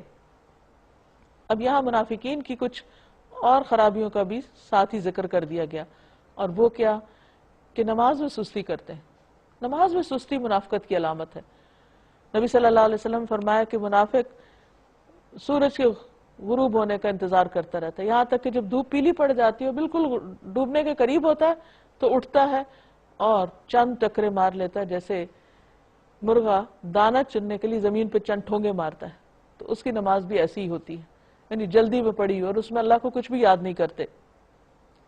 اور اسی طرح اگر انہیں خرچ کرنا پڑے اللہ کی راہ میں تو بس بد دلی کے ساتھ ایک جرمانہ اور تاوان سمجھ کے کرتے ہیں۔ فرمایا کہ ان کے مال و دولت دیکھ کر تم دھوکہ نہ کھاؤ، اللہ تو یہ چاہتا ہے کہ انہی چیزوں کے ذریعے ان کو دنیا کی زندگی میں بھی مبتلا عذاب کرے، یعنی ان کے مال اور اولاد جن کی محبت میں یہ گرفتار ہیں، یہ ان کے لیے وبال جان بن جائیں، اور یہ جان بھی دیں تو انکار حق ہی کی حالت میں دیں، یعنی یہ مسلسل ان کی خرابیوں کی وجہ سے اب آخر میں ان کو پھر توبہ اور سچا ایمان بھی نصیب نہیں ہوگا۔ ایمان کی رخصتی کی حالت میں یہ دنیا سے رخصت ہوں گے تو آخرت میں عذاب ان کا استقبال کرے گا۔ وَيَحْلِفُونَ بِاللَّهِ إِنَّهُمْ لَمِنْكُمْ، وہ اللہ کی قسمیں کھا کے کہتے ہیں ہم تمہیں میں سے ہیں، تمہارے رشتہ دار ہیں، تمہارے دوست ہیں، تمہارے ساتھ ہیں، ہم بھی مسلمان ہیں۔ وَمَا هُمْ مِنْكُمْ، حالانکہ وہ ہرگز تم میں سے نہیں ہیں، کیونکہ ان کا عمل وہ نہیں ہے جو مطلوب ہے ان سے، وہ قربانی کی سطح پر دین کو نہیں لیے ہوئے۔ اصل میں تو ایسے لوگ ہیں جو تم سے خوف زدہ ہیں، اگر وہ کوئی جائے پناہ پا لیں یا کوئی کھو یا گھس بیٹھنے کی جگہ تو بھاگ کر اس میں جا چھپیں، یعنی وہ تو ادھر ادھر چھپتے پھرتے ہیں کہ کہیں کوئی قربانی نہ کرنی پڑے۔ وَمِنْهُمْ مَن يَلْمِزُكَ فِي الصَّدَقَاتِ، اور ان کے اخلاق ایسے بدترین ہیں کہ نبی صلی اللہ علیہ وسلم پر بھی الزام لگانے سے نہیں چوکتے۔ ان میں سے بعض تو صدقات کی تقسیم میں تم پر اعتراض کرتے ہیں، اگر اس مال میں سے انہیں کچھ دے دیا جائے تو خوش، نہ دیا جائے تو بگڑنے لگتے ہیں، یعنی آپ کا بھی کوئی ادب احترام اور آپ پر اعتماد اور ٹرسٹ ان کو نہیں۔ آپ ان کی مرضی کے مطابق کام کریں تو یہ خوش ہیں، اور اگر ان کی مرضی کے خلاف کچھ کریں تو آپ پر الزام لگانے سے بھی نہیں چوکیں گے۔ نبی صلی اللہ علیہ وسلم نے فرمایا اشرفی کا بندہ اور روپے کا بندہ اور کمبل کا بندہ تباہ ہوا، یعنی دنیا کے مال کی ہرس رکھنے والا، اگر اس کو کچھ دیا جائے تب تو خوش، جب نہ دیا جائے تو ناراض ہو جائے، ایسا شخص ہلاک ہوا، سرنگوں ہوا۔ کیا اچھا ہوتا کہ اللہ اور رسول نے جو کچھ بھی انہیں دیا تھا اس پر وہ راضی رہتے اور کہتے کہ اللہ ہمارے لیے کافی ہے، یعنی ہم مال کے لیے نہیں اسلام لائے، اللہ کی محبت ہمیں مل گئی تو وہی کافی ہے، وہ اپنے فضل سے ہمیں اور بہت کچھ دے گا۔ یعنی بندوں سے توقع رکھنے کی بجائے اللہ پر توقع رکھتے، ہم پر عنایت فرمائے گا اور اللہ کا رسول بھی ہم پر عنایت فرمائے گا، ہم اللہ ہی کی طرف نظر جمائے ہوئے ہیں۔ انما الصدقات للفقراء والمساکین والعاملین علیہا والمؤلفة قلوبهم وفي الرقاب والغاربین وفي سبیل اللہ وابن السبیل فریضۃ من اللہ واللہ علیم حکیم۔ بے شک صدقات یعنی زکوٰۃ، فرض صدقات کی بات ہو رہی، کس کے لیے ہیں؟ للفقراء، فقیروں کے لیے جن کے پاس کچھ بھی نہیں، اور مسکینوں کے لیے ہے لیکن پورا نہیں پڑتا، سفید پوش لوگ، ساری ضروریات پوری نہیں ہوتی، اور ان لوگوں کے لیے جو صدقات کے کام پر مامور ہوں، یعنی جو اکاؤنٹنٹس وغیرہ یا مال اکٹھا کرنے اور اس کی لکھت پڑھت کے کاموں میں مشغول ہو تو ان کی تنخواہ، والمؤلفۃ قلوبہم، اور ان کے لیے جن کی تالیف قلب مقصود ہو، یعنی وہ لوگ جن پر مال خرچ کیا جائے تو وہ اسلام کے مددگار بن جائیں یا مسلمان ہو جائیں، یا کمزور ایمان والے مسلمان ہیں تو ان کو مال دیا جائے تو وہ اسلام سے محبت کرنے لگے، جیسے صفوان بن امیہ کے بارے میں آتا ہے۔ وفی الرقاب، اور گردنیں چھڑانے میں، یعنی قیدیوں کو چھڑانے میں یا پھر غلام چھڑانے میں، والغارمین، اور قرض داروں کی مدد کرنے میں، یعنی جنہوں نے کسی جائز کام کے لیے قرضہ لیا یا ان پہ تاوان پڑ گیا، وفی سبیل اللہ، اور اللہ کے راستے میں، یعنی دین کی خدمت کے کاموں میں، جہاد فی سبیل اللہ میں، وابن السبیل، اور مسافر نوازی میں، یعنی مسافر اگر اپنے گھر میں اچھا بھلا بھی ہے تو سفر میں اگر اس کو ضرورت پڑتی ہے تو اس کو زکوٰۃ سے مدد دی جا سکتی ہے۔ جب کوئی قوم اپنی زکوٰۃ لے کر نبی صلی اللہ علیہ وسلم کی خدمت میں حاضر ہوتی تو آپ ان کے لیے دعا فرماتے، اے اللہ آل فلاں کو خیر و برکت عطا فرما، یعنی صرف اس شخص کو نہیں بلکہ اس کی آل اولاد کو بھی۔ فریضۃ من اللہ، یہ فریضہ ہے اللہ کی طرف سے، یعنی اس میں تمہاری اپنی چوائس نہیں، یہ اللہ نے تم پہ لازم کیا ہے کہ ایسا ہی کرو گے۔ واللہ علیم حکیم، اور اللہ علم والا ہے، حکمت والا ہے۔ وَمِنْهُمُ الَّذِينَ يُؤْذُونَ النَّبِيَّ وَيَقُولُونَ هُوَ أُذُنٌ، ان میں سے کچھ لوگ ہیں جو اپنی باتوں سے نبی صلی اللہ علیہ وسلم کو دکھ دیتے ہیں اور کہتے ہیں یہ شخص کانوں کا کچا ہے۔ یعنی منافقین نبی صلی اللہ علیہ وسلم کا احترام نہیں جانتے تھے، آپ سے محبت نہیں کرتے تھے، اس لیے چھوٹی چھوٹی باتوں پر آپ سے ناراض ہو کر آپ پر الزام تراشی شروع کر دیتے۔ صدقات میں تو الزام دیتے ہی تھے، یہاں ایک اور الزام بھی دیتے تھے کہ آپ ہر ایک کی باتیں سن لیتے ہیں۔ قُلْ أُذُنُ خَيْرٍ لَكُمْ، کہو وہ تمہاری بھلائی میں ایسا ہے، اچھا ہے۔ یؤمن باللہ ویؤمن للمؤمنین، وہ اللہ پر ایمان رکھتا ہے اور اہل ایمان پر اعتماد کرتا ہے۔ وَرَحْمَةٌ لِّلَّذِينَ آمَنُوا مِنْكُمْ، اور ان لوگوں کے لیے جو تم میں سے ایماندار ہیں ان کے لیے رحمت ہے۔ وَالَّذِينَ يُؤْذُونَ رَسُولَ اللَّهِ لَهُمْ عَذَابٌ أَلِيمٌ، وہ لوگ جو اللہ کے رسول صلی اللہ علیہ وسلم کو دکھ دیتے ہیں ان کے لیے دردناک سزا ہے۔ یہ لوگ تمہارے سامنے قسمیں کھاتے ہیں تاکہ تمہیں راضی کر دیں، حالانکہ اگر یہ مومن ہیں تو اللہ اور اس کا رسول زیادہ حقدار ہیں کہ ان کو راضی کرنے کی فکر کریں۔ کیا انہیں معلوم نہیں ہے کہ جو اللہ اور اس کے رسول کا مقابلہ کرتا ہے اس کے لیے دوزخ کی آگ ہے جس میں وہ ہمیشہ رہے گا، یہ بہت بڑی رسوائی ہے۔ یہ منافق ڈر رہے ہیں کہ کہیں مسلمانوں پر کوئی ایسی صورت نازل نہ ہو جائے جو ان کے دلوں کے بھید کھول کر رکھ دے۔ یعنی اللہ سبحانہ وتعالیٰ نے قرآن مجید میں منافقین کے بعض رازوں کو عیاں کیا ہے، اسی وجہ سے سورۃ توبہ کا نام الفاضحہ بھی ہے، رسوا کرنے والی، یعنی ان کی چھپی حرکتوں کو ظاہر کرنے والی۔ تو ان کو یہ ڈر رہتا تھا۔ اے نبی ان سے کہیے اور مذاق اڑاؤ، اللہ اس چیز کو کھول دینے والا ہے جس کے کھل جانے سے تم ڈرتے ہو۔ اگر ان سے پوچھو کہ تم کیا باتیں کر رہے تھے تو جھٹ کہہ دیں گے ہم تو ہنسی مذاق اور دل لگی کر رہے تھے۔ یعنی غزوہ تبوک کے زمانے میں منافقین اکثر اپنی مجلسوں میں بیٹھ کے نبی صلی اللہ علیہ وسلم اور مسلمانوں کا مذاق اڑاتے تھے اور ان لوگوں کی ہمتیں پست کرتے تھے جو دین کے راستے میں قربانی کرنا چاہتے تھے۔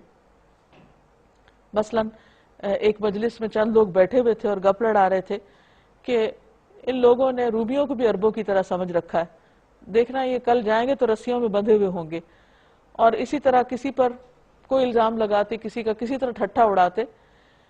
تو اللہ تعالیٰ فرماتے ہیں ان سے کہو کیا تمہاری ہنسی دل لگی اللہ اور اس کی آیات اور اس کے رسول ہی کے ساتھ ہے؟ اتنی محترم ہستیاں یہ مذاق کے لیے ہیں جن کا احترام دین اور ایمان کا حصہ ہے۔ اب عذر نہ تراشو، تم نے ایمان لانے کے بعد کفر کیا ہے، اگر ہم نے تم میں سے ایک گروہ کو معاف بھی کر دیا تو دوسرے گروہ کو ہم ضرور سزا دیں گے کیونکہ وہ مجرم ہے۔ یعنی کم عقل قسم کے لوگ تو معاف بھی کیے جا سکتے ہیں، لیکن یہ جو دنیا کے معاملے میں انتہائی سمجھدار ہیں، نبی صلی اللہ علیہ وسلم اور دین کے معاملے میں وہ اتنے بے وقوف ہو جاتے ہیں، تو یہ مجرم ہیں، اس لیے ان کو سزا دی جائے گی۔ المنافقون والمنافقات، منافق مرد اور منافق عورتیں، بعضهم من بعض، سب ایک دوسرے کے ہم رنگ ہیں، ایک ہی جیسے ہیں، برائی کا حکم دیتے ہیں، نیکی سے منع کرتے ہیں، بھلائی سے روکتے ہیں، اور اپنے ہاتھ خیر سے روکتے ہیں، یعنی خرچ نہیں کرتے، اچھے کام نہیں کرتے۔ نسوا اللہ فنسیہم، انہوں نے اللہ کو بھلا دیا تو اللہ نے ان کو بھلا دیا ہے، اب یہ اللہ کی رحمت میں حصہ نہیں پائیں گے۔ یہ منافقت کی علامتیں ہیں، اللہ کے ذکر سے غفلت، اللہ رسول کا مذاق اڑانا، اللہ کے دین کے راستے میں خرچ نہ کرنا، کوئی اچھا کرے تو اس کو ڈسکریج کرنا، کوئی برا کرے تو اس کو انکریج کرنا، اور اس میں مردوں کے علاوہ عورتوں کا الگ طور پہ ذکر کیا ہے کہ اگر عورتیں بھی یہ کام کریں تو وہ بھی اسی میں شامل ہوں گی۔ ان المنافقین هم الفاسقون، یقیناً یہ منافق ہی فاسق ہیں۔ ان منافق مردوں اور عورتوں اور کافروں کے لیے اللہ نے آتش دوزخ کا وعدہ کیا ہے جس میں وہ ہمیشہ رہیں گے، وہی ان کے لیے زیادہ مناسب ہے۔ ان پر اللہ کی پھٹکار ہے اور ان کے لیے قائم رہنے والا عذاب ہے۔ تم لوگوں کے رنگ ڈھنگ وہی ہیں جو تمہارے پیش روؤں کے تھے، وہ تم سے زیادہ زور آور اور تم سے بڑھ کر مال اور اولاد والے تھے، پھر انہوں نے دنیا میں اپنے حصے کے مزے لوٹ لیے اور تم نے بھی اپنے حصے کے مزے اسی طرح لوٹے جیسے انہوں نے لوٹے تھے، اور ویسی ہی بحثوں میں تم بھی پڑے جیسی بحثوں میں وہ پڑے تھے، سو ان کا انجام یہ ہوا کہ دنیا اور آخرت میں ان کا سب کیا دھرا ضائع ہو گیا اور وہی خسارے میں ہیں۔ کیا ان لوگوں کو اپنے پیشروں کی تاریخ نہیں پہنچی؟ نوح علیہ السلام کی قوم، عاد، سمود اور ابراہیم علیہ السلام کی قوم، مدین کے لوگ، وہ بستیاں جنہیں الٹ دیا گیا تھا، ان کے رسول ان کے پاس کھلی کھلی نشانیاں لے کر آئے، پھر یہ اللہ کا کام نہ تھا کہ وہ ان پہ ظلم کرتا، مگر وہ آپ ہی اپنے اوپر ظلم کرنے والے تھے۔ والمؤمنون والمؤمنات، منافقوں کے بعد مومنوں کا ذکر کیا جا رہا ہے، مومن مرد اور مومن عورتیں، بعضهم اولیاء بعض، ان میں سے بعض کے دوست ہیں، مددگار ہیں۔ نبی صلی اللہ علیہ وسلم نے فرمایا ایک مومن دوسرے مومن کے ساتھ ایک عمارت کی طرح ہے کہ ایک کو دوسرے سے قوت پہنچتی ہے، اور آپ نے اپنے ہاتھ کی انگلیوں کو دوسرے ہاتھ کی انگلیوں کے اندر کیا، یعنی ایک دوسرے کے اندر داخل کر کے مضبوطی دکھائی۔ یأمرون بالمعروف، اور یہ ان سے بالکل برعکس نیکی کا حکم دیتے ہیں، وینہون عن المنکر، اور برائی سے روکتے ہیں۔ اب آپ دیکھیے ایمان لانے کی جو پہلی صفت یہاں بتائی جا رہی ہے وہ بھلائیوں کو عام کرنا، نیکیوں کا حکم دینا اور برائیوں سے روکنا ہے۔ وَيُقِيمُونَ الصَّلَاةَ، اور صرف دوسروں کو ہی نہیں اچھی باتوں کا حکم دیتے، خود بھی عمل کرنے والے ہیں، نمازیں قائم کرتے ہیں۔ وَيُؤْتُونَ الزَّكَاةَ، اور زکوٰۃ ادا کرتے ہیں، یعنی سب سے پڑھ کر پہلے اپنے فرائض پورے کرتے ہیں۔ وَيُطِيعُونَ اللَّهَ وَرَسُولَهُ، اور اللہ رسول کی اطاعت کرتے ہیں، یعنی باقی کاموں میں بھی۔ أُولَئِكَ سَيَرْحَمُهُمُ اللَّهُ، ان لوگوں پر اللہ ان قریب رحم فرمائے گا۔ إِنَّ اللَّهَ عَزِيزٌ حَكِيمٌ، بے شک اللہ زبردست حکمت والا ہے۔ وَعَدَ اللَّهُ الْمُؤْمِنِينَ وَالْمُؤْمِنَاتِ جَنَّاتٍ، اللہ نے مومن مردوں اور عورتوں سے جنت کا وعدہ کر رکھا ہے، تجری من تحتها الانہار، جن کے نیچے نہریں بہ رہی ہیں، خالدین فیہا، وہ اس میں ہمیشہ رہیں گے، ومساکن طیبۃ فی جنات عدن، اور پاکیزہ گھر، عمدہ گھر، بہترین گھر جنت عدن میں، سدا بہار باغوں میں۔ وردوان من اللہ اکبر، اور اللہ کی رضامندی سب سے بڑھ کر، اور یہی مومن کا مطلوب ہوتا ہے کہ اس کا رب اس سے راضی ہو جائے۔ رسول اللہ صلی اللہ علیہ وسلم نے فرمایا اللہ تعالیٰ اہل جنت سے فرمائے گا کیا تم لوگ خوش ہو؟ وہ کہیں گے اب بھی بھلا ہم کیوں نہ راضی ہوں، اب تو نے ہمیں وہ سب کچھ دے دیا جو اپنی مخلوق میں سے کسی کو نہیں دیا۔ اللہ تعالیٰ فرمائے گا میں تمہیں اس سے بھی بہتر چیز دوں گا، اب میں تمہارے لیے اپنی رضامندی کو ہمیشہ کے لیے دائمی کروں گا اور اس کے بعد تم پر کبھی ناراض نہ ہوں گا۔ ذالک هو الفوز العظیم، یہی بہت بڑی کامیابی ہے۔ یا ایہا النبی جاہد الکفار والمنافقین، اے نبی صلی اللہ علیہ وسلم کفار اور منافقین سے جہاد کیجیے۔ اب یہاں یاد رکھیے کہ جہاد یہاں جنگ کے معنوں میں استعمال نہیں ہو رہا، کیونکہ کبھی بھی منافقین کے خلاف تلوار نہیں اٹھائی گئی۔ مراد اس سے کیا ہے کہ ان کے ساتھ سختی کا معاملہ کیجیے، وغلظ علیہم، سختی کے ساتھ پیش آئیے۔ وَمَأْوَاهُمْ جَهَنَّمُ، اور ان کا ٹھکانہ جہنم ہے، کیونکہ اس سے پہلے منافقین کی حرکتوں سے درگزر کیا جا رہا تھا، لیکن یہاں پر اب آپ فرمایا کہ اب ان کی خبر لی جائے۔ وَبِئْسَ الْمَصِيرُ، اور وہ بدترین جائے قرار ہے۔ يَحْلِفُونَ بِاللَّهِ مَا قَالُوا، یہ لوگ خدا کی قسم کھا کے کہتے ہیں کہ انہوں نے وہ بات نہیں کہی۔ وہ یہ تھا کہ ان میں سے کسی نے کچھ باتیں نبی صلی اللہ علیہ وسلم اور صحابہ کے بارے میں کہی تھی، تو جب ان سے پوچھا گیا تو انہوں نے صاف انکار کر دیا کہ ہم نے نہیں کہا، حالانکہ انہوں نے ضرور وہ کافرانہ بات کہی۔ وہ اسلام لانے کے بعد کفر کے مرتکب ہوئے اور انہوں نے وہ کچھ کرنے کا ارادہ کیا جسے نہ کر سکے۔ وہ کیا چیز تھی جس کا ارادہ کیا؟ کہا یہ جاتا ہے کہ رات کے وقت کسی گھاٹی سے گزرتے ہوئے انہوں نے نبی صلی اللہ علیہ وسلم کا پیچھا کرنے کی کوشش کی اور ڈھاٹے باندھ کے کہ پہچانے نہ جائیں کہ کسی طرح اچانک آپ کو کسی کھڈ میں گرا دے۔ تو فرمایا انہوں نے اس چیز کا ارادہ کیا جو کر نہ پائے۔ یہ ان کا سارا غصہ اسی بات پہ ہے کہ اللہ اور رسول نے ان کو اپنے فضل سے غنی کر دیا۔ یعنی یہ یثرب میں تھے جہاں لوگوں کے حالات بہت پتلے تھے، آپس کی جنگیں تھیں اور زندگی تنگ اور دشوار تھی ان پر، بیماریاں بھی خوب آتی تھی اس شہر میں۔ اللہ کے رسول صلی اللہ علیہ وسلم کی ہجرت کے بعد اس شہر کی قسمت بدل گئی، وہ مدینہ طیبہ ہو گیا، اس کی آب و ہوا، اس کے اندر کا سکون اور پھر تجارت کا پھلنا پھولنا، مال غنیمت کا آنا، یہ ساری چیزیں مدینہ والوں کے لیے ایک بہت باعث رحمت ثابت ہوئی. فرمایا کہ اتنے فائدے اٹھا کے اسلام سے یہ صلہ دے رہے ہیں، اس قدر دھوکہ بازی کر رہے ہیں. اب اگر یہ اپنی اس روش سے باز آ جائیں تو انہی کے لیے بہتر ہے، اور اگر یہ باز نہ آئے تو اللہ ان کو نہایت دردناک سزا دے گا، دنیا میں بھی اور آخرت میں بھی، اور زمین میں کوئی نہیں جو ان کا حمایتی اور مددگار ہو. ان میں سے بعض ایسے بھی ہیں جنہوں نے اللہ سے عہد کیا تھا کہ اگر اس نے اپنے فضل سے ہم کو نوازا تو ہم خیرات کریں گے. یعنی بعض ان میں سے کہتے تھے اگر ہمیں اور مال ملے تو ہم زیادہ دیں گے اور نیک بن کے رہیں گے، پھر ہم ٹھیک ہو جائیں گے، بس ہمارے کچھ معاشی مسائل ہیں، فائنینشیل پرابلمز ہیں، وہ سالو ہو جائیں تو پھر ہم دین کی بہت خدمت کریں گے. مگر جب اللہ نے ان کو اپنے فضل سے دولت مند کر دیا تو وہ بخل پہ اتر آئے، سب وعدے بھول گئے اور اپنے عہد سے ایسے پھرے کہ انہیں اس کی پرواہ تک نہیں. عام طور پہ ایسا ہوتا ہے، لوگ جب ان کے حال خراب ہوتے ہیں تو اللہ سے دعائیں کرتے ہیں کہ اللہ تو ایسا اور ایسا کر دے، پھر نظر منت بھی مان لیتے ہیں کہ ہم اس کے بعد یہ کریں گے، لیکن جب سب مل جاتا ہے تو سب بھلا دیتے ہیں اور اللہ سے کیے ہوئے عہد توڑ ڈالتے ہیں. تو جب ان کو مال و دولت مل گئی تو بخل پہ اتر آئے اور اپنے عہد سے ایسے پھرے کہ انہیں اس کی پرواہ تک نہیں. نتیجہ یہ نکلا کہ ان کی اس بدعہدی کی وجہ سے جو انہوں نے اللہ کے ساتھ کی اور اس جھوٹ کی وجہ سے جو وہ بولتے رہے، اللہ نے ان کے دلوں میں نفاق بٹھا دیا جو اس کے حضور ان کی پیشی کے دن تک ان کا پیچھا نہ چھوڑے گا. یعنی اب ان کی شامت ہے، اب یہ اس سے باہر نہیں نکل پائیں گے. کیا یہ لوگ جانتے نہیں کہ اللہ کو ان کے مخفی راز اور ان کی پوشیدہ سرگوشیاں تک معلوم ہیں، اور وہ تمام غیب کی باتوں سے پوری طرح باخبر ہے. وہ خوب جانتا ہے ان کنجوس دولت مندوں کو جو برضا اور رغبت دینے والے اہل ایمان کی مالی قربانیوں پر باتیں چھانٹتے ہیں اور ان لوگوں کا مذاق اڑاتے ہیں جن کے پاس اللہ کی راہ میں دینے کے لیے اس کے سوا کچھ نہیں، جو وہ اپنی مشقت برداشت کر کے اپنے اوپر وہ خرچ کرتے ہیں. یعنی بعض اہل ایمان ایسے تھے کہ جب جنگ تبوک کا موقع آیا اور ان کے پاس کچھ بھی نہیں تھا دینے کو، تو ان میں سے ایک مسلمان نے ساری رات یہودی کا کنواں چلایا، اس سے پانی نکالا اور پھر ایک مٹھی بھر کھجوریں جو اس کو معاوضے میں ملی، اس نے صبح جا کر مسجد میں فی سبیل اللہ دے دی کہ میری طرف سے یہ بھی آپ ساتھ لے جائیے.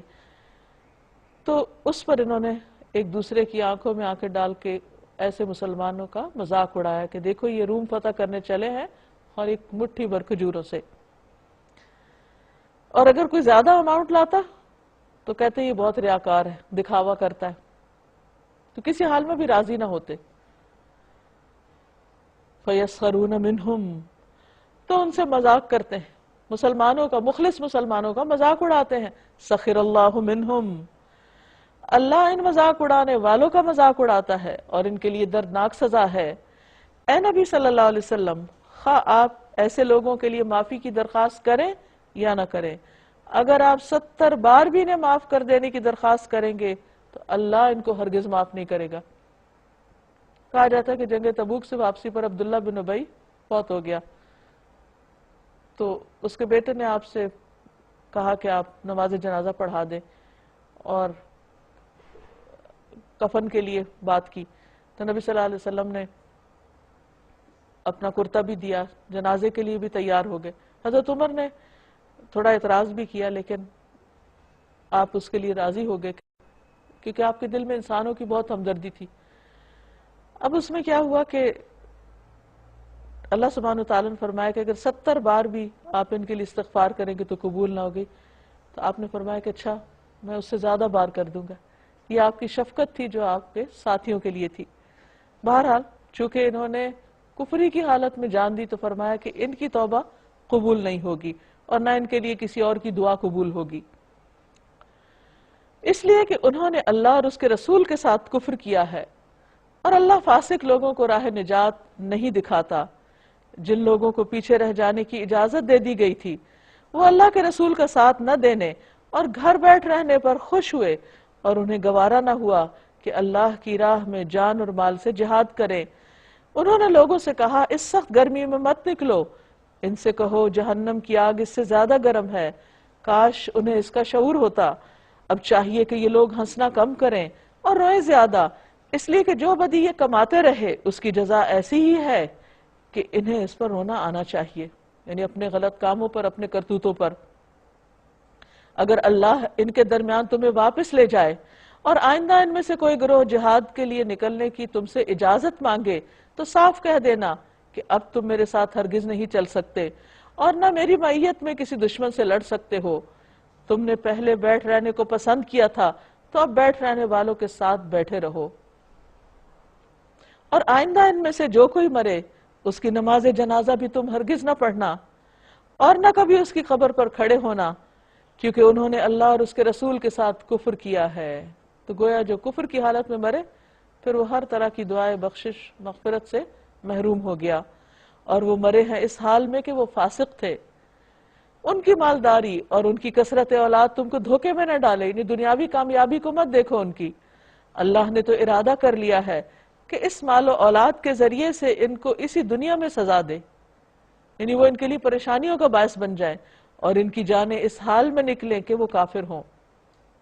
جب کوئی صورت اس مضمون کی نازل ہوئی کہ اللہ کو مانو اور اس کے رسول صلی اللہ علیہ وسلم کے ساتھ مل کر جہاد کرو، تو تم نے دیکھا کہ جو لوگ ان میں سے صاحب مقدرت تھے وہی تم سے درخواست کرنے لگے کہ انہیں جہاد کی شرکت سے معاف رکھا جائے، یعنی وہ بہانے کرنے لگے اور انہوں نے کہا ہمیں چھوڑ دیجئے، ہم بیٹھنے والوں کے ساتھ رہیں.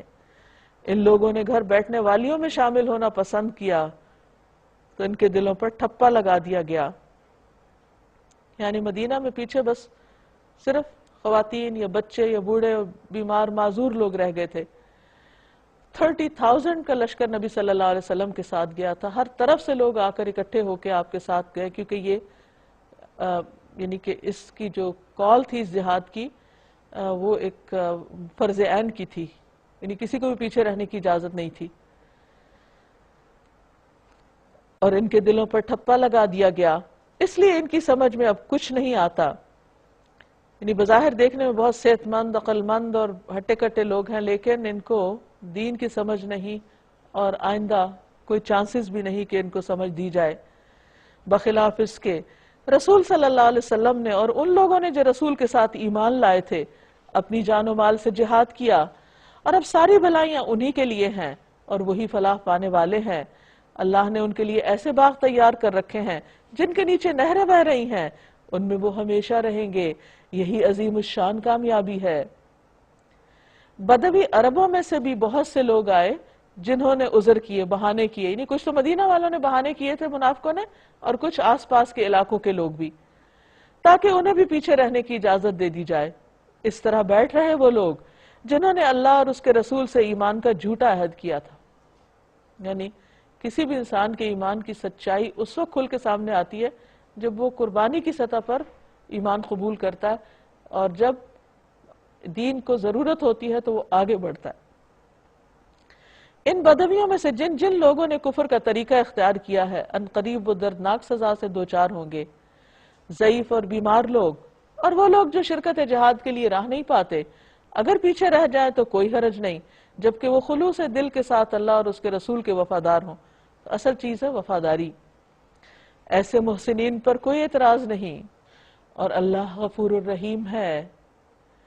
اسی طرح ان لوگوں پر بھی کوئی اعتراض کا موقع نہیں جنہوں نے خود آ کر تم سے درخواست کی تھی کہ ہمارے لیے سواریاں بہم پہنچائی جائیں، اور جب تم نے کہا کہ میں تمہارے لیے سواریوں کا انتظام نہیں کر سکتا تو وہ مجبوراً واپس گئے. اور حال یہ تھا کہ ان کی آنکھوں سے آنسو جاری تھے، کیونکہ وہ سچے مومن تھے، وہ واقعی جانا چاہتے تھے، وہ نیکی کے اس موقع سے محروم نہیں رہنا چاہتے تھے. اور انہیں اس بات کا بڑا ہی رنج تھا کہ وہ اپنے خرچ پر شریک جہاد ہونے کی طاقت نہیں رکھتے، یعنی خود ان کے پاس وسائل نہیں. نبی صلی اللہ علیہ وسلم جب تبوک سے واپس آ رہے تھے تو آپ نے فرمایا مدینہ میں کچھ لوگ ایسے ہیں کہ تم نے یہاں کوئی وادی پار نہیں کی اور کوئی سفر نہیں کیا مگر یہ کہ وہ ہر جگہ تمہارے ساتھ تھے. انہیں عذر نے روک لیا تھا، یعنی وہ شریک نہ ہونے کے باوجود بھی اجر میں تمہارے ساتھ شریک ہیں، کیونکہ وہ سچے لوگ تھے، اور جو جھوٹے تھے ان کے بہانے قابل قبول نہ تھے. البتہ اعتراض ان لوگوں پر ہے جو مالدار ہیں اور پھر بھی تم سے درخواستیں کرتے ہیں کہ انہیں شرکت جہاد سے معاف رکھا جائے، نہ خود آتے ہیں نہ مال دیتے ہیں. انہوں نے گھر بیٹھنے والیوں میں شامل ہونا پسند کیا، یعنی عورتیں پیچھے رہ گئی تھی تو وہ بھی عورتوں کے ساتھ بیٹھ گئے، اور اللہ نے ان کے دلوں پر ٹھپا لگا دیا. یعنی اس سے یہ پتہ چلتا ہے کہ جب کوئی شخص اللہ کے راستے میں لبیک نہیں کہتا تو پھر اس کے دل پر بے حسی طاری ہو جاتی. ایک نیکی سے پیچھے رہنے سے انسان سستی کرنے سے اور زیادہ سست ہوتا چلا جاتا ہے، حتیٰ کہ بہت پیچھے رہ جاتا ہے. اس لیے اب یہ کچھ نہیں جانتے. کیا نہیں جانتے؟ کہ آئندہ اب ان کا کیا انجام ہونے والا ہے، ان کی اس روش کا کیا نتیجہ نکلنے والا ہے. وآخر دعوانا ان الحمد للہ رب العالمین. 10واں پارہ مکمل ہوا. اب یہاں پر اگر آپ لوگ کچھ مزید ایڈ کرنا چاہیں، اپنے کوئی ریفلیکشنز دینا چاہیں، کوئی چیز شیئر کرنا چاہیں تو یو آر موسٹ ویلکم. اس بارے میں رسول اللہ صلی اللہ علیہ وسلم کی ہجرت کے بارے میں بتایا گیا ہے کہ آپ صلی اللہ علیہ وسلم نے جب ہجرت کی تو ابو بکر آپ کے ساتھ تھے. تو آپ صلی اللہ علیہ وسلم نے کہا کہ گھبراؤ نہیں، اللہ تعالیٰ ہمارے ساتھ ہے. تو دین کے راستے میں کسی ایسے مددگار کا ہونا جو ہماری ہمت بڑھائے بہت بڑی نعمت لگتی ہے کہ وہ ہماری ہمت بڑھا رہا ہے تو وہ کام ہو جاتا ہے. جبکہ ہم یہ ہوتا ہے کہ کوئی کام کرنے بھی لگتے ہیں دین کا تو ہمارے ارد گرد جو لوگ ساتھی ہوتے ہیں تو وہی کہہ دیتے ہیں کہ بہت مشکل ہے یا یہ نہیں ہو سکے گا، تو ہماری ہمت جو ہے کم ہونے لگتی ہے، کام رک جاتا ہے. تو یہ دو رویے سامنے آئے کہ ایک تو یہ کہ اتنے خطرات میں بھی ابو بکر ساتھ چل پڑے. یہ نہیں دیکھا کہ دشمن پیچھے ہیں یا ہم کو بہت خطرات ہیں چل پڑے جائیں گے. تو آگے بھی پھر اللہ تعالیٰ نے بہت ان کو نیکی کے مواقع دیے. جبکہ اس کے برعکس منافقین تھے تو وہ کبھی کہتے کہ ابھی تعداد کم ہے ہم لوگوں کی تو نہ جائیں، یا تبوک میں جیسے کہا کہ گرمی بہت ہے نہ جائیں. تو اللہ تعالیٰ نے بھی کہا کہ ٹھیک ہے رک جاؤ، نہیں جانا تو پیچھے بیٹھ جانے والی میں سے رک جاؤ. تو دین کا کام بھی اللہ تعالیٰ تبھی لیتا ہے جب ہم کرنا چاہتے ہیں. اس صورت میں جو زکوٰۃ کے متعلق حکم آیا ہے بہت زیادہ مجھے اس بات نے سوچنے پہ کیا ہے کہ آج کل لڑکیاں نئی شادیاں ہوتی ہیں اور اپنے شادی کی خوشی میں زیورات کی زکوٰۃ دینا ہی بھول جاتی ہیں، اور زکوٰۃ کو اتنا اہم نہیں سمجھا جا رہا ہماری نئی نسل میں. جس طرح کہ ہم پرانی عورتیں لے لیں یا ہماری امیاں بہت زیادہ اس بات پہ سٹریس کرتی تھی کہ نہیں یہ تو سانپ اور بچھو بن کے مطلب جہنم میں قبر میں ہوگا تو آپ لوگ تو وہ کتنی ہوتا تھا اس بات کا احساس. اب یہ زکوٰۃ کا احساس مٹتا جا رہا ہے، تو یہ بہت زیادہ سمجھنے کی اور سوچنے کی بات ہے. عموماً ہم یہی کرتے ہیں کہ زندگی میں اپنے دن رات جو ہے اتنی مصروفیات ہماری ہیں کہ ہمیں احساس ہی نہیں ہوتا. ہم ان سب کو ہمیشہ فرائض سمجھ کر اور یقیناً اس میں ہم لگے ہوئے ہیں، جبکہ اللہ کے دین کو جب ہماری ضرورت پڑے اس وقت جس طرح سے یہاں پہ کمپیریزن کیا گیا اس بارے میں منافقین کا اور مومنین کا، تو یہ بہت ایسا ہے کہ احساس دلانے والا ہے کہ اللہ کے دین کی ضرورت ہماری ضروریات سے بڑھ کر ہے، اور ہم اپنے فرائض ضرور نبھائیں لیکن اس کے ساتھ اللہ کے دین کے کسی نہ کسی طرح ضرور مدد کریں. منافقوں کی نشانیاں پڑھی ہم نے، اس میں سے ایک نشانی تھی کہ نمازوں میں سستی کرتے ہیں. تو آج کل ہمارے یہاں زیادہ تر دیکھا جاتا ہے کہ ہم نمازوں میں کتنی زیادہ سستی کرتے ہیں. تو جو ہمیں نشانیاں بتائی گئیں تو ہمیں بھی دیکھنا چاہیے کہ وہ نشانیاں جو ہے وہ ہمارے اندر تو نہیں ہیں. اگر وہ ہم دیکھتے ہیں کہ ہمارے اندر ہے تو پھر ہمیں اس کو ختم کرنے کی کوشش کرنی چاہیے، اس منافقت کو.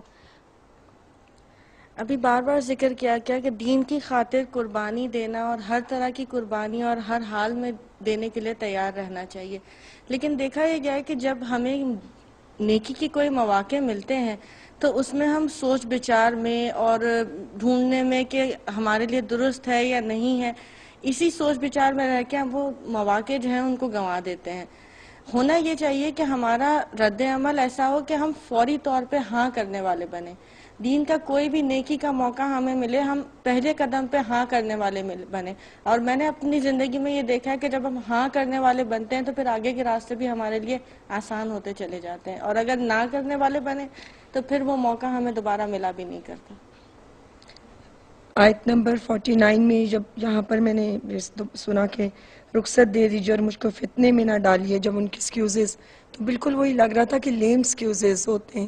کسی کے لیے بھی ہم جب کہتے ہیں یا اپنے آپ کو اس میں ڈال کے رکھ دیکھتے ہیں اور دین کے کام کے لیے ہم اٹھنے میں سستی کرتے ہیں، تو یہ آیت بہت ہلاتی ہے کہ we have got nothing. Lame excuses صرف ہم دیتے ہیں کہ نہیں جانا تو بس یہ کوئی بہانہ یا کوئی نہ کوئی چیز، تو بہت ہلاتی ہے اس آیت. یہ ناظرین، اس کے ساتھ ہی ہمارے آج کے پروگرام کا وقت ختم ہوتا ہے. اجازت چاہتے ہیں. اللہ تعالیٰ سے دعا ہے کہ جو کچھ ہم نے پڑھا سنا ہمیں اس پر عمل کی توفیق عطا فرمائے. وآخر دعوانا ان الحمد للہ رب العالمین. السلام علیکم ورحمۃ اللہ وبرکاتہ.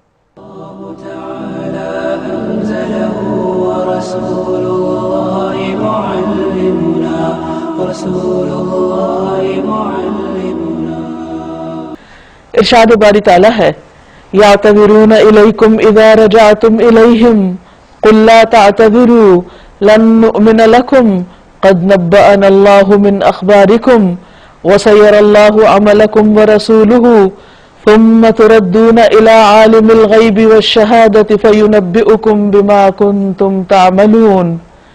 شروع اللہ کے نام سے جو بے انتہا مہربان نہایت رحم فرمانے والا ہے.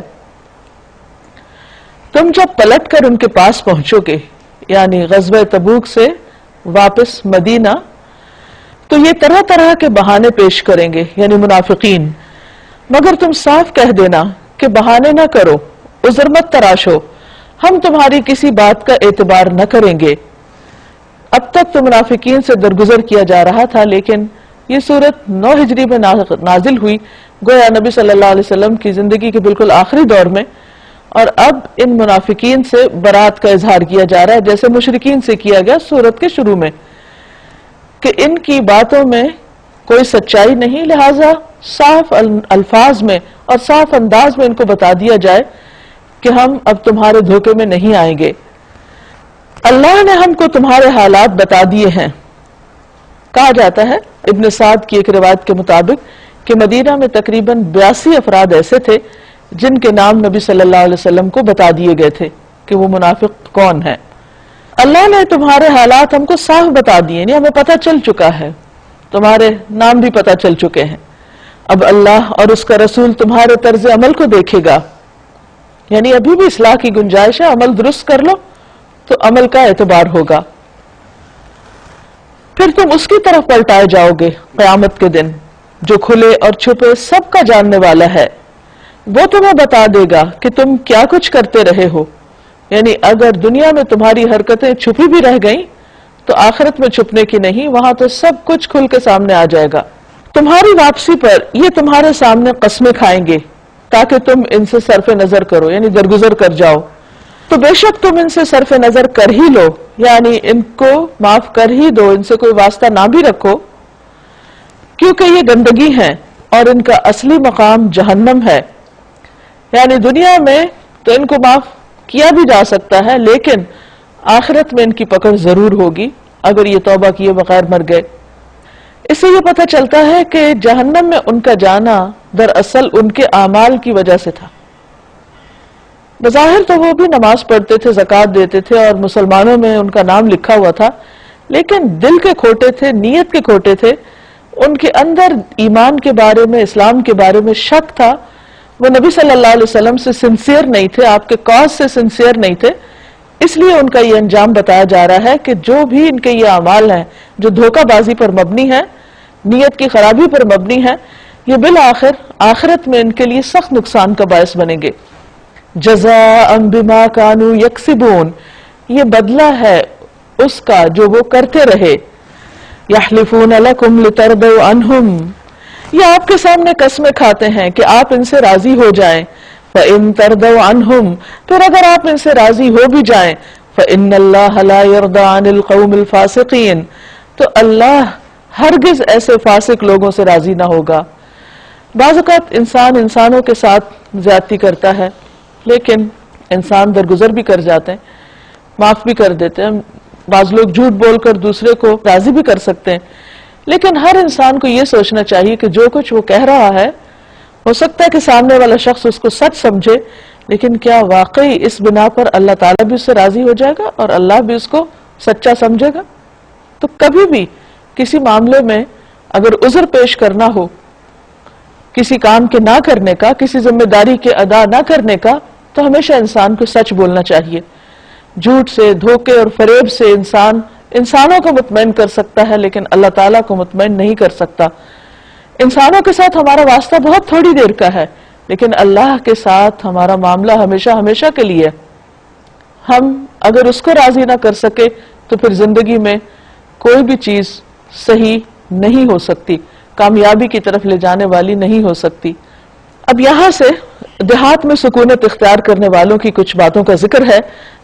العرب اشد کفرا ونفاقا، یہ بدوی عرب یعنی جو مدینہ کے اندر نہیں رہتے، شہر میں نہیں رہتے بلکہ باہر دیہاتوں وغیرہ میں رہتے ہیں، یہ کفر اور نفاق میں زیادہ سخت ہیں، اور ان کے معاملے میں اس امر کے امکانات زیادہ ہیں کہ اس دین کے حدود سے ناواقف رہیں جو اللہ نے اپنے رسول پر نازل کیا ہے، کیونکہ وہ علم کے مرکز سے دور ہیں، ان کو اتنی سمجھ نہیں، تو اس وجہ سے وہ اپنی منافقت میں اور بھی زیادہ پکے ہیں۔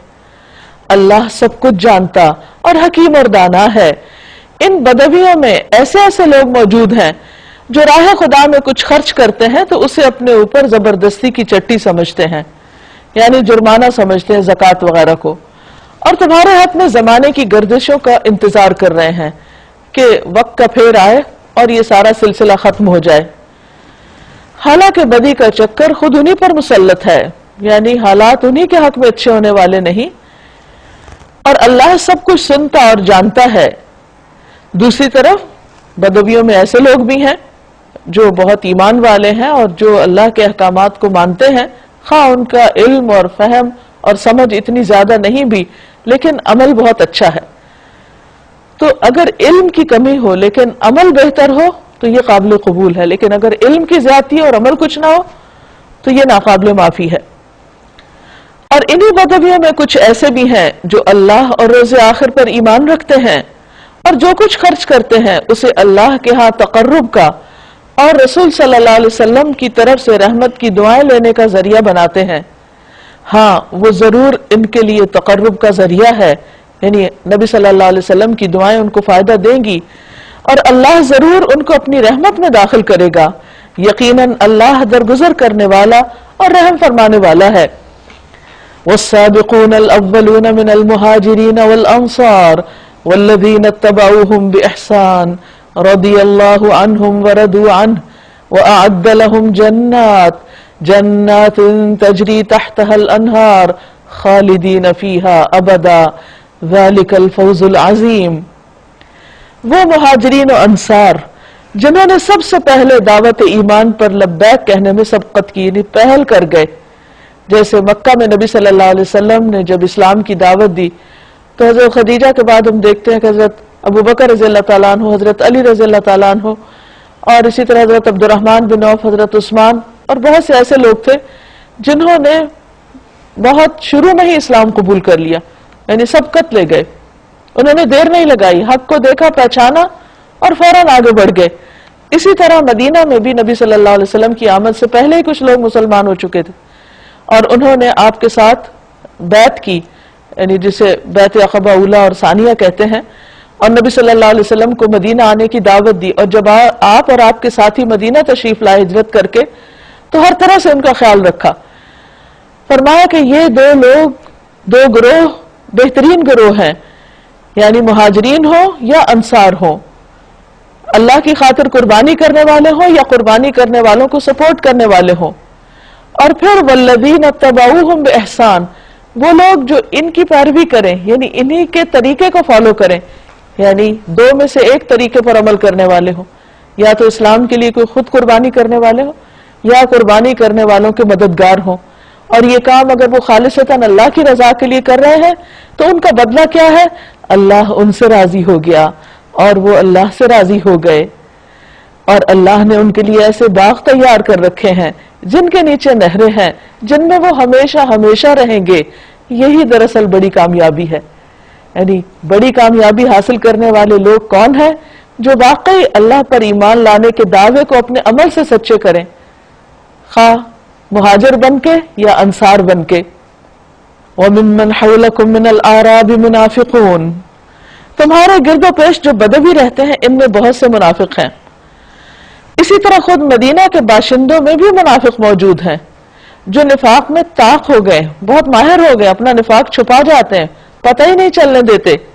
تم انہیں نہیں جانتے، ہم ان کو جانتے ہیں، قریب ہے وہ وقت جب ہم ان کو دوہری سزا دیں گے، یعنی دنیا میں بھی اور آخرت میں بھی۔ یعنی دنیا میں یہ مال و جاہ کی محبت رکھتے ہیں تو یہاں ان کو ذلت اٹھانی پڑے گی، ان کو شرمندگی اٹھانی پڑے گی جب ان کے پول کھلیں گے، اور دوسری طرف آخرت میں ان کے لیے دردناک عذاب ہے، جیسے کہ قرآن مجید میں آتا ہے کہ ان المنافقین فی الدرک الاسفل من النار منافقین جہنم کے سب سے نچلے گڑھے میں ہوں گے. ثم يردون الى عذاب عظیم، پھر وہ زیادہ بڑی سزا کے لیے واپس لائے جائیں گے یعنی آخرت میں. وآخرون اعترفوا بذنوبهم خلطوا عملا صالحا وآخر سيئا عسى الله ان يتوب عليهم ان الله غفور رحیم. کچھ اور لوگ ہیں جنہوں نے اپنے قصوروں کا اعتراف کر لیا، ان کا عمل ملا جلا ہے، کچھ نیک ہے اور کچھ بد. بعید نہیں کہ اللہ ان پر پھر مہربان ہو جائے کیونکہ وہ درگزر کرنے والا اور رحم فرمانے والا ہے. یہاں پر لوگوں کی ایک اور قسم بتائی جا رہی ہے کہ جو ملے جلے کام کرتے ہیں، کچھ اچھے کام کچھ برے کام، اور بہت سے لوگ ایسے ہی ہوتے ہیں، نیکی کے کام بھی کرتے ہیں اور غلطیاں بھی ان سے ہو جاتی ہیں. ایسے میں اگر کوئی اپنی غلطی کا اعتراف کر لے، معافی مانگ لے، تو اللہ سبحانہ و تعالیٰ اس کے لیے غفور الرحیم ہے، اور اس اعتراف کی بنا پر اللہ تعالیٰ ان کو معاف فرما دے گا کیونکہ انہوں نے تواضع کا رویہ اختیار کیا. اس کے برعکس کچھ لوگ ایسے ہوتے ہیں جو غلطی کرنے کے بعد غلطی پہ اصرار کرتے ہیں، ڈھٹائی کا ثبوت دیتے ہیں اور اپنی غلطی کو چھپانے کے لیے کئی تعویلیں کرتے ہیں، مزید جھوٹ بولتے ہیں، اس پر اکڑ جاتے ہیں، توبہ نہیں کرتے. تو ایسے لوگوں کا انجام بالکل مختلف ہوگا. تو خلاصہ اس کا یہ ہے کہ انسان کی زندگی میں جب اچھے برے دونوں طرح کے کام ہوں تو انسان ہمیشہ اپنے گناہوں سے ڈرتا رہے. کبھی یہ نہ کہے کہ میں تو کروں گا اور میں نے جو کیا وہ صحیح کیا، کیونکہ جو غلط ہے وہ غلط ہے، ہمارے اس کو صحیح ثابت کرنے سے وہ صحیح ہو ہی نہیں سکتا. تو انسان کو ہمیشہ غلطی کے اوپر اقرار کا رویہ اختیار کرنا چاہیے تاکہ اللہ تعالیٰ کی رحمت اور بخشش کا مستحق ہو سکے. عسى اللہ ان يتوب علیہم، امید ہے اللہ ان پر مہربان ہو جائے گا کیونکہ جو معافی مانگ لے اللہ اس کو معاف کر دیتا ہے، اور جو اکڑ جائے پھر یہ اللہ پر ہے، جیسے چاہے کرے. خذ من اموالہم صدقۃ تطہرہم وتزکیہم بہا وصل علیہم، آپ ان کے مالوں میں سے صدقہ لیجئے جس کے ذریعے ان کو پاک کیجئے، کیونکہ صدقہ مال کو پاک کرتا ہے جیسے بعض احادیث میں بھی آتا ہے. اور ان کا اس کے ذریعے تزکیہ کیجئے کیونکہ صدقہ کرنے سے انسان نہ صرف یہ کہ مال کو پاک کرتا ہے بلکہ اس کے دل میں جو ایک دل پر جو بوجھ ہوتا ہے گناہ کا وہ بھی ہلکا ہوتا ہے، اس کی روح کا بھی تزکیہ ہوتا ہے، اس کے اعمال کا، اس کی سوچوں کا، کیونکہ گناہ ایک گندگی ہے جو جب انسان وہ کر بیٹھتا ہے تو اس کے بعد اس کی طبیعت میں بھی ایک ملال اور ایک تکدر پیدا ہوتا ہے.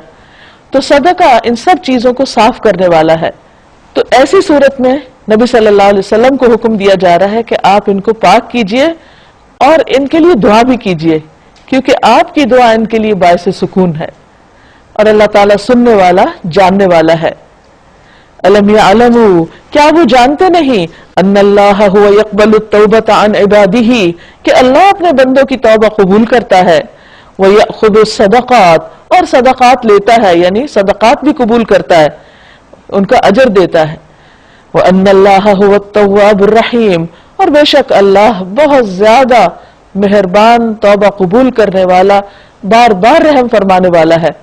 تو اس لیے انسان کو کبھی بھی توبہ میں دیر نہیں کرنی چاہیے اور زبانی توبہ اور شرمندگی اور ندامت کے اظہار کے ساتھ ساتھ صدقہ و خیرات کرنا چاہیے کیونکہ صدقہ گناہوں کی آگ کو ٹھنڈا کرتا ہے.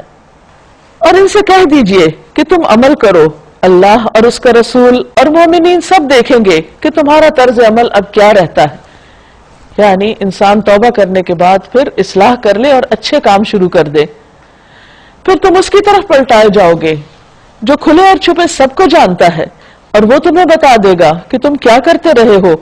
یعنی دنیا میں جو بھی انسان جو کچھ بھی کر رہا ہے اور جس جذبے کے ساتھ کر رہا ہے وہ سب اللہ سبحانہ وتعالیٰ کے سامنے آ جائے گا. کچھ دوسرے لوگ ہیں جن کا معاملہ ابھی خدا کے حکم پر ٹھہرا ہوا ہے، چاہے انہیں سزا دے چاہے ان پہ مہربان ہو جائے. اللہ سب کچھ جانتا اور حکیم اور دانا ہے. یعنی ان لوگوں کے ابھی معاملات ایسے ہیں کہ ابھر کے کوئی چیز سامنے نہیں آئی کہ یہ کس طرف کو جاتے ہیں، خیر کی طرف یا شر کی طرف. تو اس لیے ان کے معاملے کو پوسٹ پون رکھا گیا ہے حتیٰ کہ وہ ثابت کر دیں کہ وہ کون سی رخ اختیار کرتے ہیں، کون سی راہ لیتے ہیں. والذین اتخذوا مسجدا ضرارا، اور وہ لوگ جنہوں نے مسجد ضرار بنائی. نبی صلی اللہ علیہ وسلم جب مدینہ میں تشریف فرما تھے تو اس وقت ایک مسجد مدینہ کے اندر تھی جسے مسجد نبوی کہا جاتا ہے، اور دوسری مسجد مدینہ کے مضافات میں باہر کے علاقے میں تھی جو مسجد قباء کہلاتی ہے۔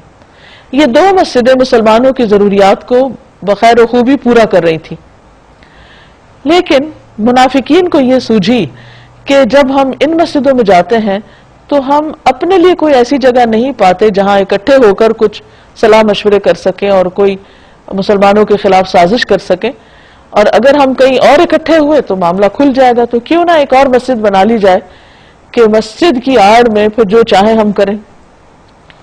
اللہ سبحانہ وتعالیٰ تو ان کی بدنیتی جانتا تھا۔ بہرحال وہ نبی صلی اللہ علیہ وسلم کے پاس آئے اور انہوں نے کچھ بہانے کیے اور کہا کہ کچھ معذور لوگ ہیں، کچھ بیمار ہیں، تو ہم ایک اور علاقے میں بھی مسجد بناتے ہیں۔ اب مسجد بنانا بظاہر ایک بہت نیکی کا کام ہے، لیکن اگر مسجد بنانے کے پیچھے بھی نیت اچھی نہیں، نیت خراب ہے، تو اس کا کوئی اجر و ثواب نہیں ہوگا، بلکہ الٹا وہ انسان کے لیے وبال جان بن جائے گی۔ اب ہوا یہ کہ انہوں نے مسجد بنا لی اور نبی صلی اللہ علیہ وسلم سے آ کر کہا کہ آپ ہماری مسجد کا افتتاح کر دیجئے، اور یہ کیوں کروانا چاہتے تھے؟ تاکہ سب لوگ تسلی میں آ جائیں کہ یہ مسجد بھی دوسری مسجدوں کی طرح اہمیت رکھتی ہے۔ تو آپ صلی اللہ علیہ وسلم نے ان کو ٹال دیا کہ ابھی تو تبوک کی تیاری، واپس آ کر دیکھا جائے گا۔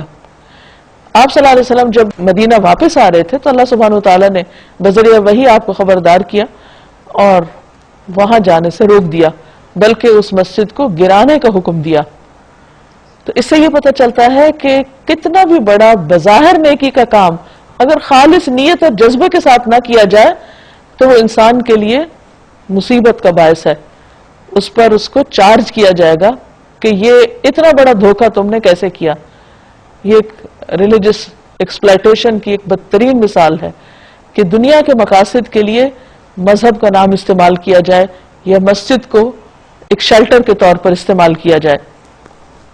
کچھ اور لوگ ہیں جنہوں نے ایک مسجد بنائی اس غرض کے لیے کہ نقصان پہنچائیں ان مسلمانوں کو اور کفر کریں اور اہل ایمان میں پھوٹ ڈالیں۔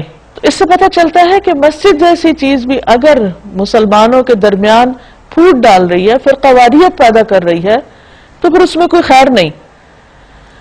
اور اس شخص کے لیے کمین گاہ بنائیں، چھپنے کی جگہ، جو اس سے پہلے اللہ اور اس کے رسول کے خلاف برسر پیکار ہو چکا ہے۔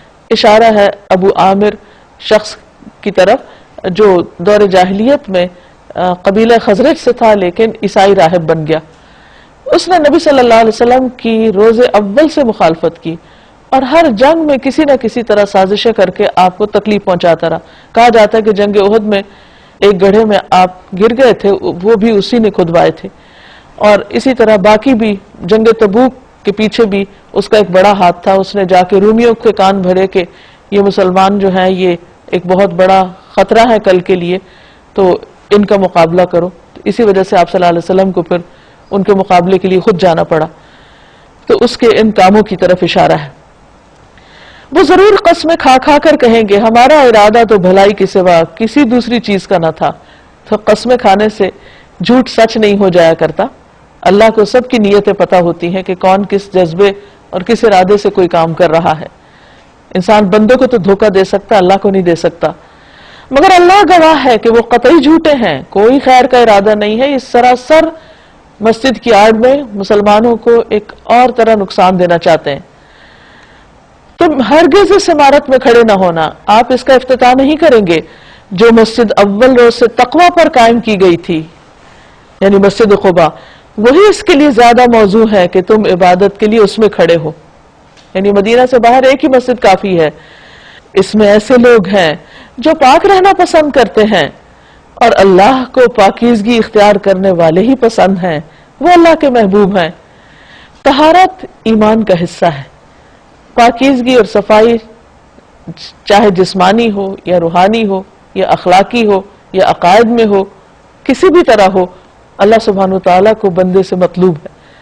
اور جو لوگ جتنی زیادہ صفائی ستھرائی کا اہتمام کرتے ہیں وہ اتنے ہی زیادہ اللہ تعالیٰ کے قریب ہوتے ہیں، یعنی اللہ کا قرب حاصل کرنے کا ذریعہ ہے۔ اسی طرح نہ صرف یہ کہ دن کے وقت، بلکہ اسلام ہمیں یہ تعلیم دیتا ہے کہ رات کو سوتے وقت بھی انسان صاف ستھرا ہو کر باوضو ہو کر سوئے، کیونکہ اس کا بہت بڑا اجر و ثواب حدیث میں بتایا گیا. نبی صلی اللہ علیہ وسلم نے فرمایا جو آدمی باوضو رات گزارتا ہے ایک فرشتہ اس کی چادر میں رات گزارتا ہے. جب بھی وہ بندہ رات کی کسی گھڑی میں بیدار ہوتا ہے تو فرشتہ کہتا ہے اے اللہ اپنے فلاں بندے کو بخش دے کیونکہ اس نے باوضو حالت میں رات گزاری ہے. یعنی اگر آغاز میں اس کا وضو تھا تو سونے کے وقت اس کو اللہ سبحانہ تعالیٰ کی خصوصی رحمت نصیب ہوتی ہے.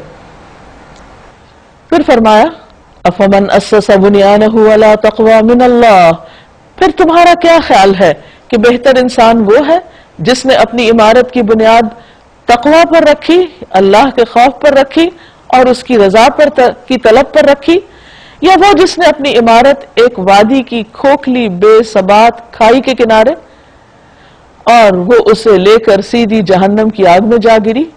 ایسے ظالم لوگوں کو اللہ کبھی سیدھی راہ نہیں دکھاتا. کہا یہ جاتا ہے کہ آپ صلی اللہ علیہ وسلم نے اللہ کے حکم سے مسجد کو گرانے کا حکم دے دیا اور کہا یہ جا رہا ہے کہ وہ مسجد چونکہ اس کی بنیاد ہی درست نہیں تھی، تو جس چیز کی بنیاد نہ ہو، جو اندر سے کھوکھلی ہو، جس کے پیچھے نیت درست نہ ہو، تو اس کام کا انجام یہی ہے. اور لٹرلی کہا جاتا ہے کہ جب وہ گرائی گئی تو اس کے اندر سے دھواں نکلتا ہوا نظر آتا تھا. تو یہاں فرمایا کہ وہ جہنم میں جا گری. ایسے سارے اعمال جو بظاہر بڑی بڑی عالیشان نیکیوں کی شکل میں ہو لیکن نیت درست نہ اور طریقہ درست نہ ہو تو چاہے وہ بظاہر کتنے بھی خوبصورت ہوں ان کا انجام یہی ہے. یہ عمارت جو انہوں نے بنائی ہے ہمیشہ ان کے دلوں میں بے یقینی کی جڑ بنی رہے گی جس سے نکلنے کی اب کوئی صورت نہیں بجز اس کے کہ ان کے دل ہی پارا پارا ہو جائیں یعنی فوت ہو جائیں. اللہ نہایت باخبر اور حکیم اور دانا ہے.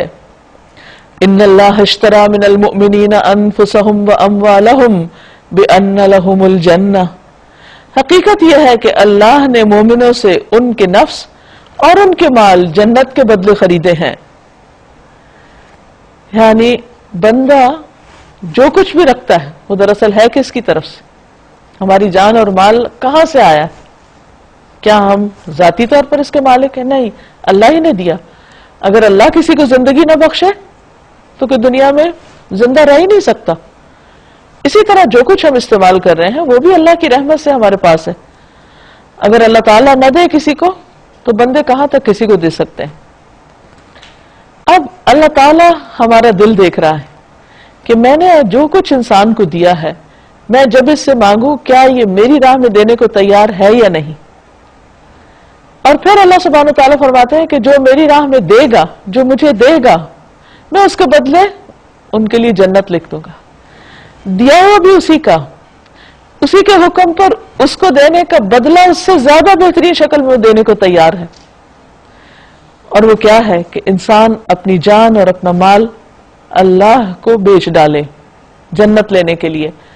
بیچ ڈالے کا مطلب یہ ہے کہ انسان پھر ان پر اللہ کی مرضی کو دیکھے اپنی مرضی نے، کیونکہ جو چیز سیل کر دی جاتی، فروخت کر دی جاتی ہے، اس کے بعد اس پر اپنی مرضی نہیں رہتی.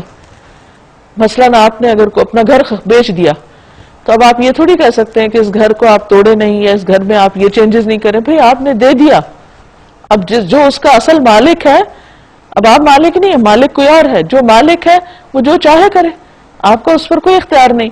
تو یہ جسم، یہ جان، یہ وقت، یہ زندگی، جو کچھ بھی ہمارے پاس ایک امانت ہے، اس کا اصل مالک اللہ ہے. اور جب بندہ یہ ڈیسائیڈ کر لیتا ہے کہ یہ سب کچھ میں نے اللہ کو دیا تو پھر اس کے لیے اطاعت کرنا، فرما برداری کرنا، اچھے کام کرنا کچھ مشکل نہیں رہتا، کیونکہ اس کو معلوم ہے کہ سب کچھ بہت تھوڑے دن کے لیے میرے پاس، میرا مال ہو یا میرا وقت ہو یا میری جان، میری صلاحیتیں، زندگی، سب کچھ، حتیٰ کہ اولاد اور وسائل اور جو بھی اللہ نے نعمتیں دے رکھی ہوں، ہمیشہ انسان یہ سمجھے کہ یہ اللہ تعالیٰ کا ایک احسان ہے مجھ پر کہ اس نے مجھے ان سے اس دنیا میں اچھے کام کرنے کا ایک موقع دیا ہے. تو ان چیزوں کو ضائع بھی نہ کرے، ان سے بے پرواہ بھی نہ ہو اور صحیح رستے میں صحیح طور پر استعمال کرے، صحیح اپروچ کے ساتھ. جب کسی کے ساتھ لین دین کا معاملہ ہو جاتا ہے تو پھر وہاں انسان کا ایک پرسنل انٹرسٹ ڈیولپ ہو جاتا ہے. یعنی خرید و فروخت کے معاملات ایسے ہوتے ہیں کہ جس میں انسان بہت کانشیس ہوتا ہے. مثلا کوئی چیز آپ نے خریدی یا کوئی چیز آپ نے بیچی تو وہ اسی صورت میں ہوتا ہے جب آپ اس کو اپنے पर्सनल लेवल पर लेते हैं। किसी की चीज ना आप बेच सकते हैं, ना आप किसी की चीज खरीदने में अपनी मर्जी कर सकते हैं। वो कोई खरीद रहा है, कोई ले रहा है, कोई दे रहा है, लेकिन जब आप खुद लेन देन करते हैं तो फिर वो आपकी चीज हो जाती। इस तरह दीन एक जाती मामला बन जाता है और फिर इंसान जेन्युइनली उसमें इंटरेस्ट लेता है कि ये मैंने अपना आप दे के ये चीज ली है, मैं भला इसकी कदर क्यों ना करूं। और जब तक इंसान का जाती इंटरेस्ट दीन में नहीं होता, बस एक रस्मी रवाजी और सिर्फ दूसरों के कहने पे कुछ अल्फाज दोहरा देना, वो चीज फिर उसमें संजीदगी नहीं आती और उसके वो नतीजे नहीं निकलते जो निकलने चाहिए। मसला आप देखिए कि हमारा अपना घर जो होता है उसमें हमें जो इंटरेस्ट होता है वो किसी और के घर में नहीं होता। अपने बच्चों में जो इंटरेस्ट होता है वो किसी और के बच्चों में नहीं होता। अपने लिबास में, अपनी जरूरत की चीजों में जिस तरह उनके बारे में हम पोजेसिव होते हैं, किसी और चीज के बारे में नहीं होते। तो इसी तरह जब हम अपनी जान और माल दे के जन्नत के खरीदार बनते हैं तो उसमें फिर जो दिलचस्पी होती है उसको हम अपनी पर्सनल चीज समझते हैं, फिर वो किसी और चीज में नहीं हो सकती। फिर हम उसको सजाने, बनाने, उसको बेहतरीन करने, उस शौक में लग जाते हैं, उसमें अपना वक्त और सलाहियतें लगाते हैं, फिर दूसरी चीजों से इंटरेस्ट उठ जाता है। लेकिन जब तक ये मामला नहीं होता उस वक्त तक इंसान इस हकीर दुनिया में ही दिल लगाए रखता है।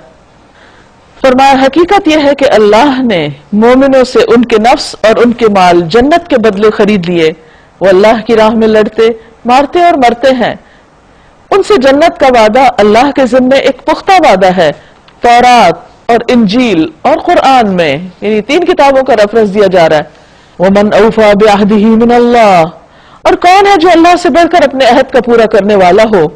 वस्तबशिरू बिबैअकुम अल्लज़ी बायअतुम बिह, बस खुशियां मनाओ अपने उस सौदे पर जो तुमने अपने रब से चुका लिया।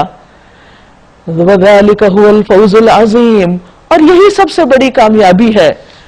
ये सौदा करने वालों की अलामतें क्या होती हैं, उनकी खूबियां क्या होती हैं।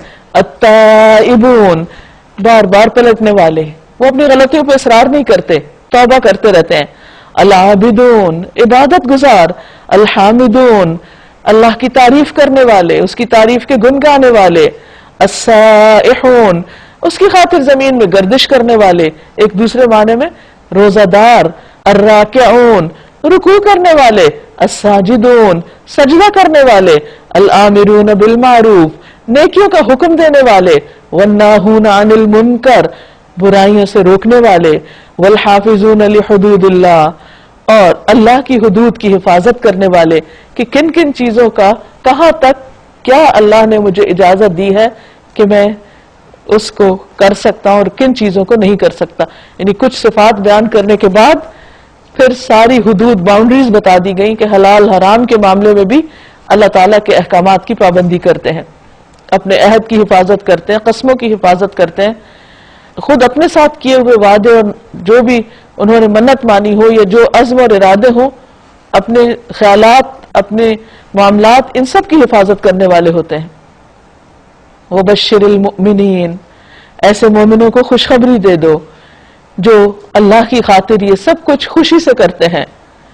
नबी को और उन लोगों को जो ईमान लाए हैं ये ज़्यादा नहीं कि मुशरिकों के लिए मग़फ़िरत की दुआ करें, यानी जो लोग अल्लाह के साथ और पार्टनर्स एसोसिएट करते रहे हैं, जब वो इसी हाल में मर जाए शिर्क करते हुए, तो फिर उनके लिए दुआ नहीं की जा सकती उनकी बख्शिश की, क्योंकि अल्लाह ताला ने फरमा दिया कि अल्लाह ताला सारे गुनाह माफ कर देगा लेकिन शिर्क को माफ नहीं करेगा, तो उनके लिए दुआ का फायदा नहीं, इसलिए इजाजत भी नहीं, चाहे वो उनके रिश्तेदारी क्यों ना हो, यानी खून के रिश्ते भी, जबकि उन पर यह बात खुल चुकी कि वो जहन्नम के मुस्तहिक हैं।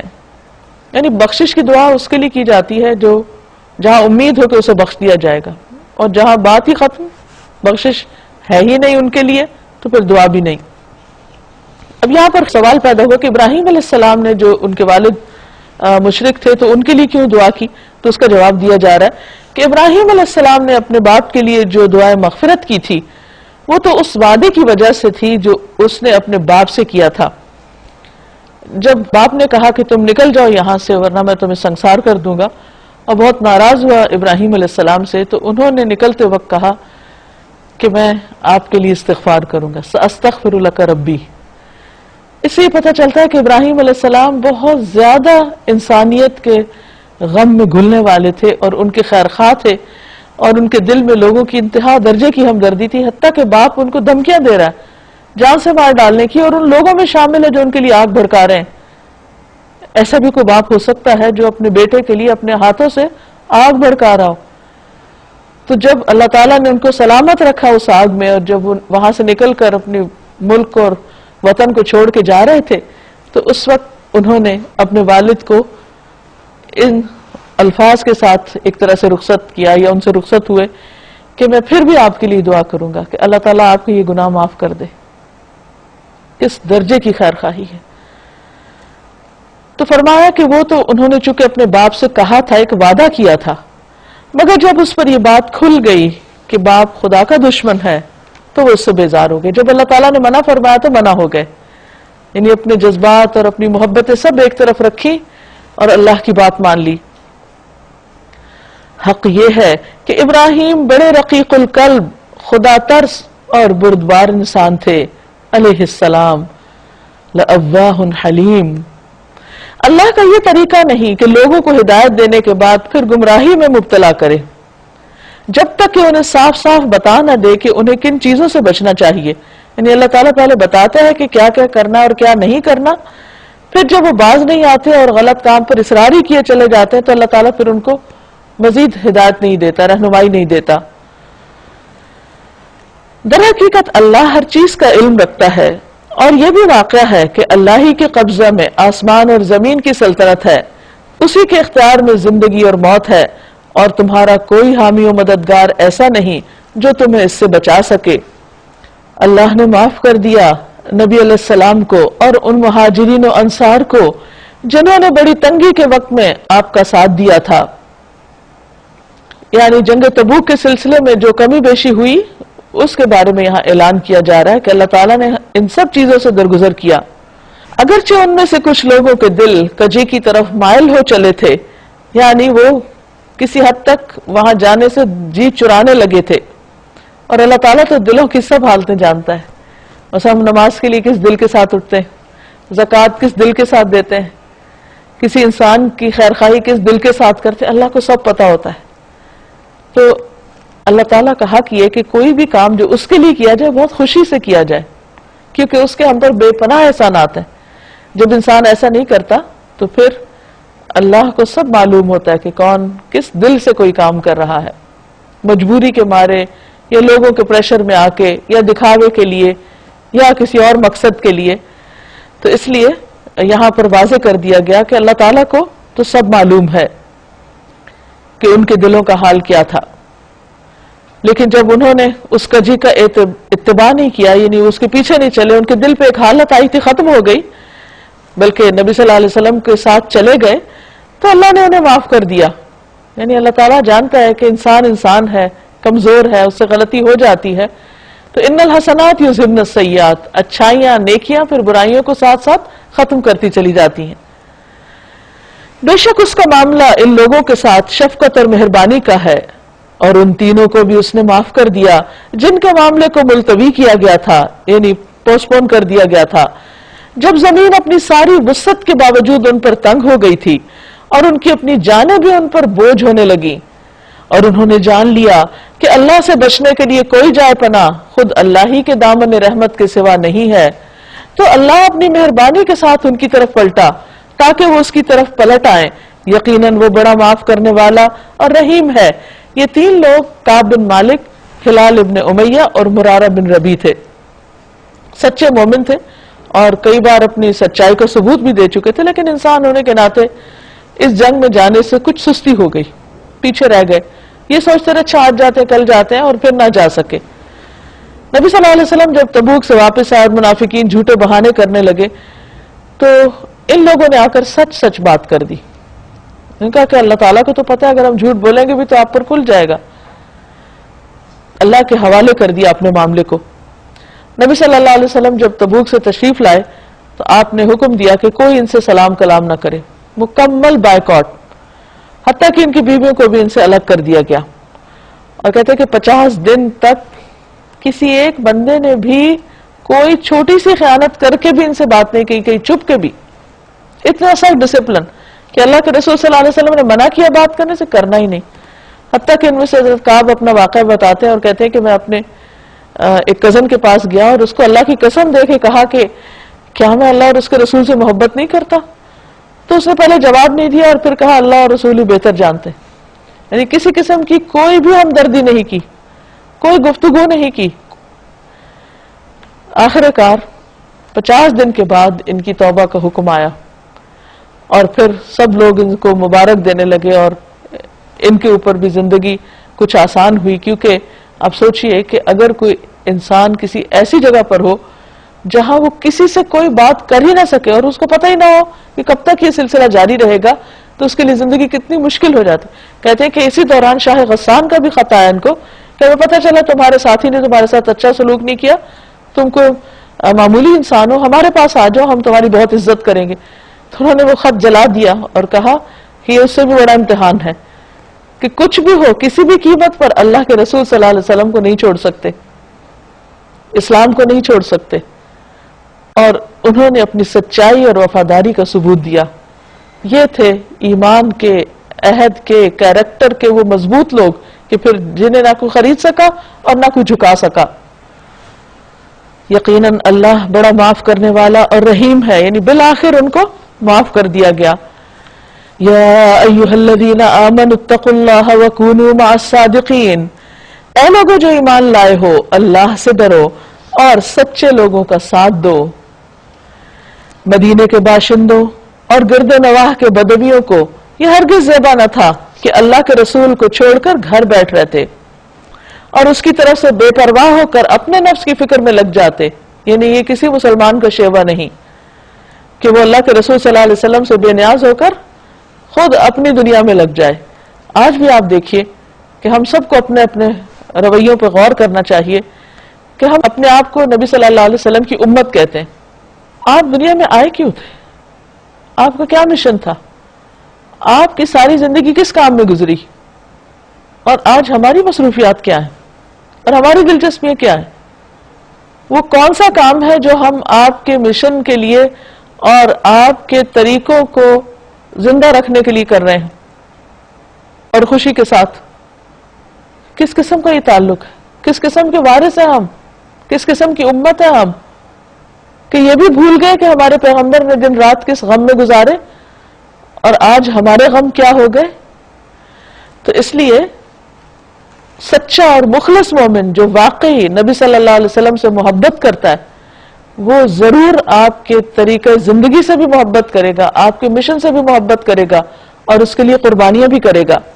اس لیے ایسا کبھی نہ ہوگا کہ اللہ کی راہ میں بھوک, پیاس اور جسمانی مشقت کی کوئی تکلیف وہ جھیلیں اور منکرین حق کو جو راہ ناگوار ہے اس پر کوئی قدم وہ اٹھائیں اور کسی دشمن سے کوئی انتقام وہ لیں اور اس کے بدلے ان کے لیے عمل صالح نہ لکھا جائے. یعنی انسان کی چھوٹی چھوٹی کوششوں پر اللہ تعالیٰ بہترین اجر دینے والا ہے. ان اللہ لا یضیع اجر المحسنین, بے شک اللہ محسنین کا اجر ضائع نہیں کرتا. اسی طرح یہ بھی کبھی نہ ہوگا کہ اللہ کی راہ میں تھوڑا یا بہت کوئی خرچ وہ اٹھائیں اور کوئی وادی وہ پار کریں اور ان کے حق میں اسے لکھ نہ لیا جائے تاکہ اللہ ان کے اس اچھے کارنامے کا صلہ انہیں عطا کرے. ایک آدمی ایک اونٹنی لے کر آیا جس کو مہار ڈالی ہوئی تھی. اس نے عرض کیا کہ یہ اللہ کے راستے میں ہے, تو اسے رسول اللہ صلی اللہ علیہ وسلم نے فرمایا تمہارے پاس قیامت کے دن اس کے بدلے 700 اونٹنیاں ہوں گی جن کی مہار ڈالی ہوئی ہوگی. یعنی اللہ کے راستے میں اگر تم ایک چیز دو گے تو اس کے بدلے میں تمہیں 700 واپس ملیں گی. اس سے اچھا سودا کس کے ساتھ ہو سکتا ہے؟ لیکن ہم اسی کے راہ میں دینے سے گھبراتے ہیں.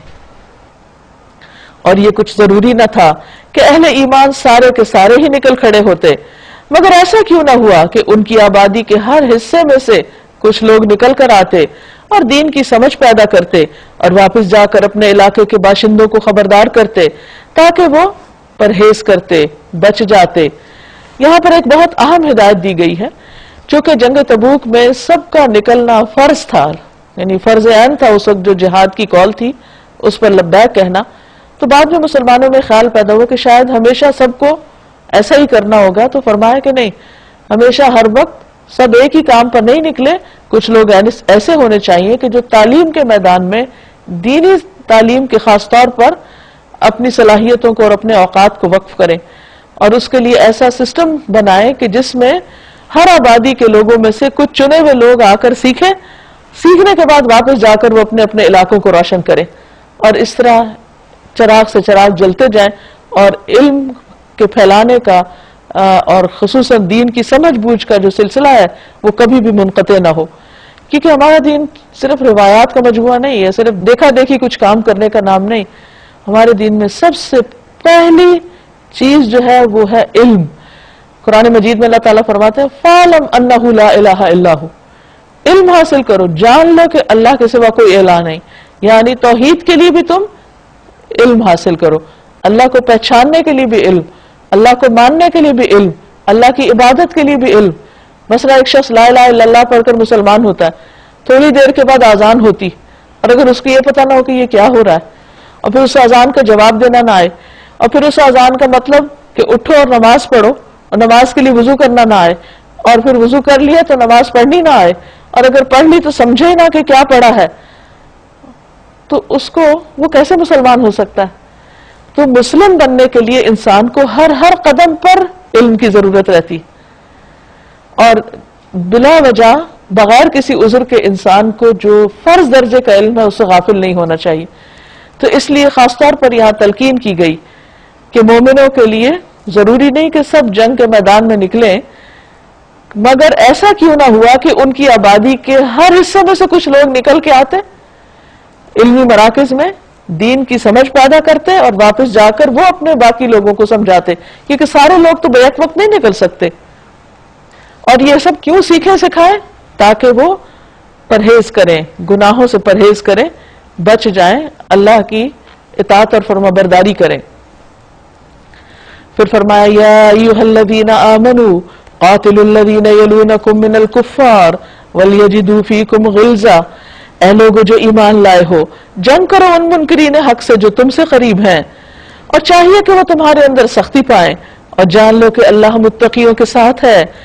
جب کوئی نئی صورت نازل ہوتی ہے تو ان میں سے بعض لوگ مذاق کے طور پر مسلمانوں سے پوچھتے ہیں کہو تم میں سے کس کے ایمان میں اس سے اضافہ ہوا، کیونکہ قرآن مجید ایمان میں اضافے کا ذریعہ بنتا ہے. تو منافق ایک دوسرے کو چھیڑتے تھے اور پوچھتے تھے اور ایک طرح سے بلیٹل کرتے تھے کہ کوئی فائدہ نہیں اس قرآن کے پڑھنے کا اور آنے کا، کیونکہ کسی کا ایمان تو زیادہ ہو نہیں رہا، اور مذاق اڑانے کے طریقے پہ پوچھتے کہ اچھا کس کا ایمان بڑھ گیا. تو اس کا جواب کیا ہے کہ جو لوگ ایمان لائے ہیں ان کے ایمان میں تو فی الواقع ہر صورت میں اضافہ کیا ہے، اور وہ اس سے دل شاد ہیں، خوش ہیں. البتہ جن کے دلوں کو نفاق کا روک لگا ہوا ہے ان کی سابق نجاست پر ہر نئی صورت نے ایک اور نجاست کا اضافہ کر دیا. یعنی چونکہ وہ خراب زمین تھی، جب اس پہ بارش برسی تو اس میں سے اسمیل آنے لگی. قرآن ان کے دلوں پہ اترا تو بجائے اس کے کہ ان کے اخلاق دھل جاتے، وہ اور زیادہ بگاڑ میں آ گئے، اور وہ مرتے دم تک کفری میں مبتلا رہے. کیا یہ لوگ دیکھتے نہیں کہ ہر سال ایک دو مرتبہ یہ آزمائش میں ڈالے جاتے ہیں، مگر اس پر بھی نہ توبہ کرتے ہیں نہ کوئی سبق لیتے ہیں. جب کوئی صورت نازل ہوتی ہے تو یہ لوگ آنکھوں ہی آنکھوں میں ایک دوسرے سے باتیں کرتے ہیں کہ کہیں کوئی تم کو دیکھ تو نہیں رہا، پھر چپکے سے نکل بھاگتے ہیں. اللہ نے ان کے دل پھیر دیے کیونکہ یہ ناسمجھ لوگ ہیں. لَقَدْ جَاءَكُمْ رَسُولٌ مِّنْ أَنفُسِكُمْ عَزِيزٌ عَلَيْهِ مَا عَنِتُّمْ حَرِيصٌ عَلَيْكُمْ بِالْمُؤْمِنِينَ رَءُوفٌ رَحِيمٌ. یہاں سورت کے اختتام پر اب نبی صلی اللہ علیہ وسلم کی بعض بہت خوبصورت صفات کا ذکر ہے. دیکھو لوگو، تمہارے پاس ایک رسول آیا جو خود تم ہی میں سے ہے، یعنی انسانوں میں سے ہی، تمہارا نقصان میں پڑنا اس پر شاق ہے.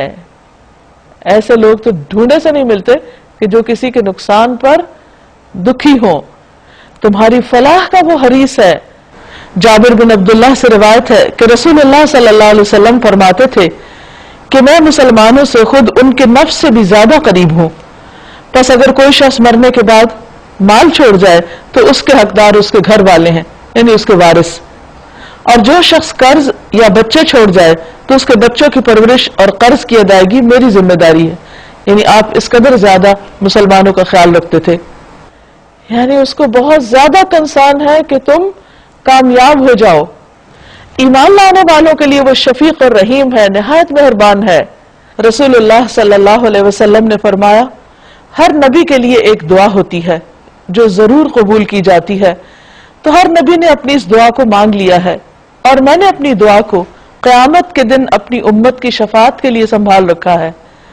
اگر اللہ نے چاہا تو میری شفاعت میری امت کے ہر اس آدمی کے لیے ہوگی جو اس حال میں فوت ہوا کہ اس نے اللہ کے ساتھ کسی کو شریک نہیں ٹھہرایا۔ بس اگر یہ لوگ تم سے منہ پھیرتے ہیں تو اے نبی صلی اللہ علیہ وسلم ان سے کہہ دیجئے کہ میرے لیے اللہ ہی کافی ہے، کوئی معبود نہیں مگر وہی، کوئی الہ نہیں مگر وہی، اسی پر میں نے بھروسہ کیا اور وہ مالک ہے عرش عظیم کا۔ فَإِن تَوَلَّوْا فَقُلْ حَسْبِيَ اللَّهُ لَا إِلَٰهَ إِلَّا هُوَ عَلَيْهِ تَوَكَّلْتُ وَهُوَ رَبُّ الْعَرْشِ الْعَظِيمِ۔